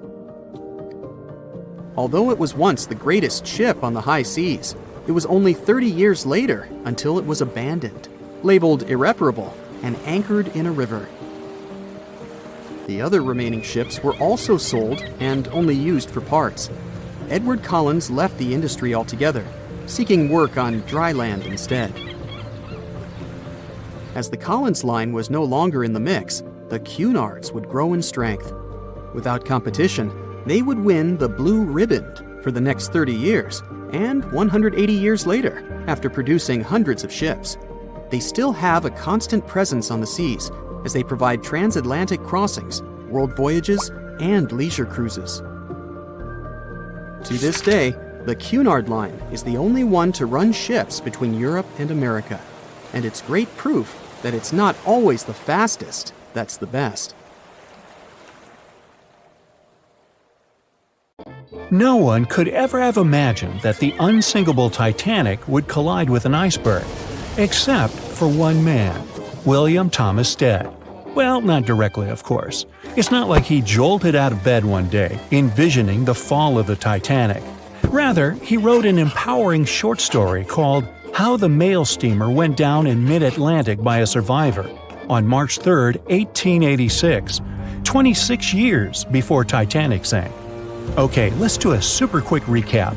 Titanic was traveling from Southampton to New York in April 1912 in the North Atlantic. The ship hit an iceberg, and less than 3 hours later, it was completely underwater. Out of 2,208 people on board, just 706 survived due to the limited number of lifeboats and icy cold water. Another passenger ship, Carpathia, heard the distress call, picked up the survivors, and brought them safely to New York. The short story William Stead wrote was about Thomas, a British sailor, who got on a passenger liner bound for the U.S. At one point, the protagonist realized there weren't enough lifeboats for everyone on board the ship in case something happened. A couple of days later, heavy fog covered everything in sight. Luck was not on the liner's side, and it collided with a stray ship, just like Titanic struck an iceberg. Only 200 out of the 916 people made it safely to the U.S. The main character managed to survive by jumping into the water and climbing into one of the lifeboats. Now, you'd think that the story riled up everyone in the industry to add extra lifeboats on ships. But sadly, it received very little attention when it was published. Even more tragically, William Thomas Stead was on Titanic when it sank, and he didn't make it. The survivors who knew Stead mentioned that he had always been cheerful and had loved to chat during meals. He complimented the ship's design and how sturdy it was. Witnesses also talked about how he had been helpful when the ship had been sinking, having given his life jacket to someone else. He was a journalist by profession and was on his way to New York for a ceremony. One of his most important contributions to modern journalism was the use of illustrations in every newspaper article. He also introduced newspaper interviews, and they're still used to this day along with illustrations. But this story wasn't the only published work that predicted the disaster. Morgan Robertson was an author and former ship captain who wrote short stories and novels. His most notable novella is The Wreck of the Titan. It's also known as Futility. The book was written in 1898, 14 years before Titanic. It was a fictional story about the Titan, an ocean liner similar to Titanic, which was crossing the North Atlantic. It's also a coincidence that Titan was just as fast as Titanic and shared many other similarities, like size and design. The book described it as unsinkable and the largest ship to hit the ocean at the time. That's what they said about Titanic, too. Another eerie similarity was the limited number of lifeboats it had. The story took place in April, and that's when Titanic set off on its journey and hit the iceberg. The Titan story also mentioned that barely anyone had survived that horrible accident. Unlike Stead's story, the protagonist of Robertson took a different path. The Titan sinking happened somewhere halfway through the book, so after the accident, the main character went on with his life. The book was brought back into the spotlight after the Titanic disaster. How could someone describe the events that took place almost a decade later so accurately? Many started to believe Robertson could see the future. But the reality was that Robertson knew his way around a ship. It was easy for him to write down the nitty-gritty of things without doing more research. Realistically, one of the biggest threats for ships at that time was hitting an iceberg or colliding with other ships. The next story sounds somewhat mysterious. Once, Alex Mackenzie heard a voice that warned him not to board Titanic. But when he turned around, there was nobody there. As he continued walking, the voice spoke to him again. But this time, it was louder and more distinct. He took the warning seriously and decided to cancel the trip and go back to Glasgow, Scotland, his hometown. His grandparents weren't too happy to find him back home instead of on Titanic. After all, the ticket was very expensive. That disappointment very soon disappeared when they heard that the ship had struck an iceberg. John Coffey was a member of the crew of Titanic, but he decided to ditch the ride when the ship stopped at his hometown in Queenstown, Ireland. His inner voice told him to get off the liner, and he did.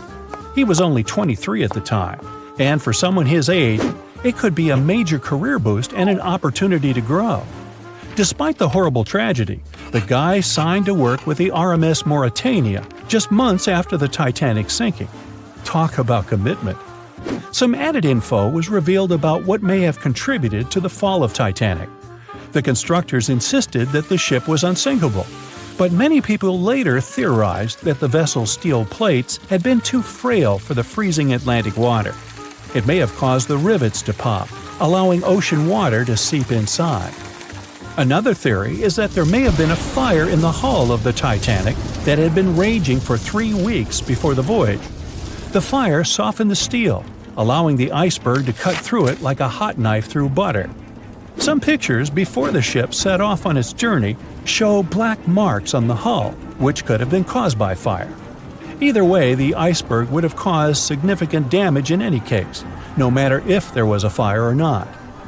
Some people also blame those who designed the Titanic. The ship was built with large joints at the bottom, which probably snapped easily during the collision.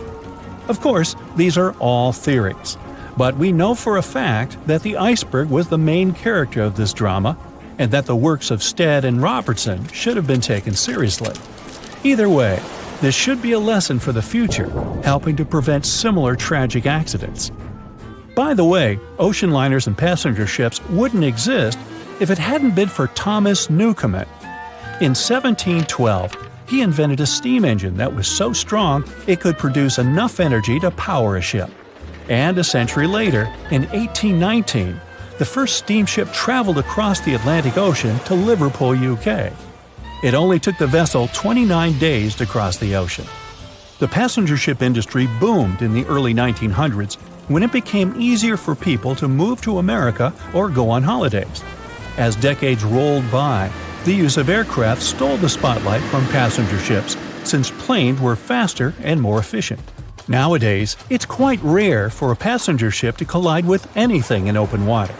Modern technologies can detect anything that can pose a threat and even predict stormy weather. Cruise ships these days are giants compared to the vessels of Titanic's era.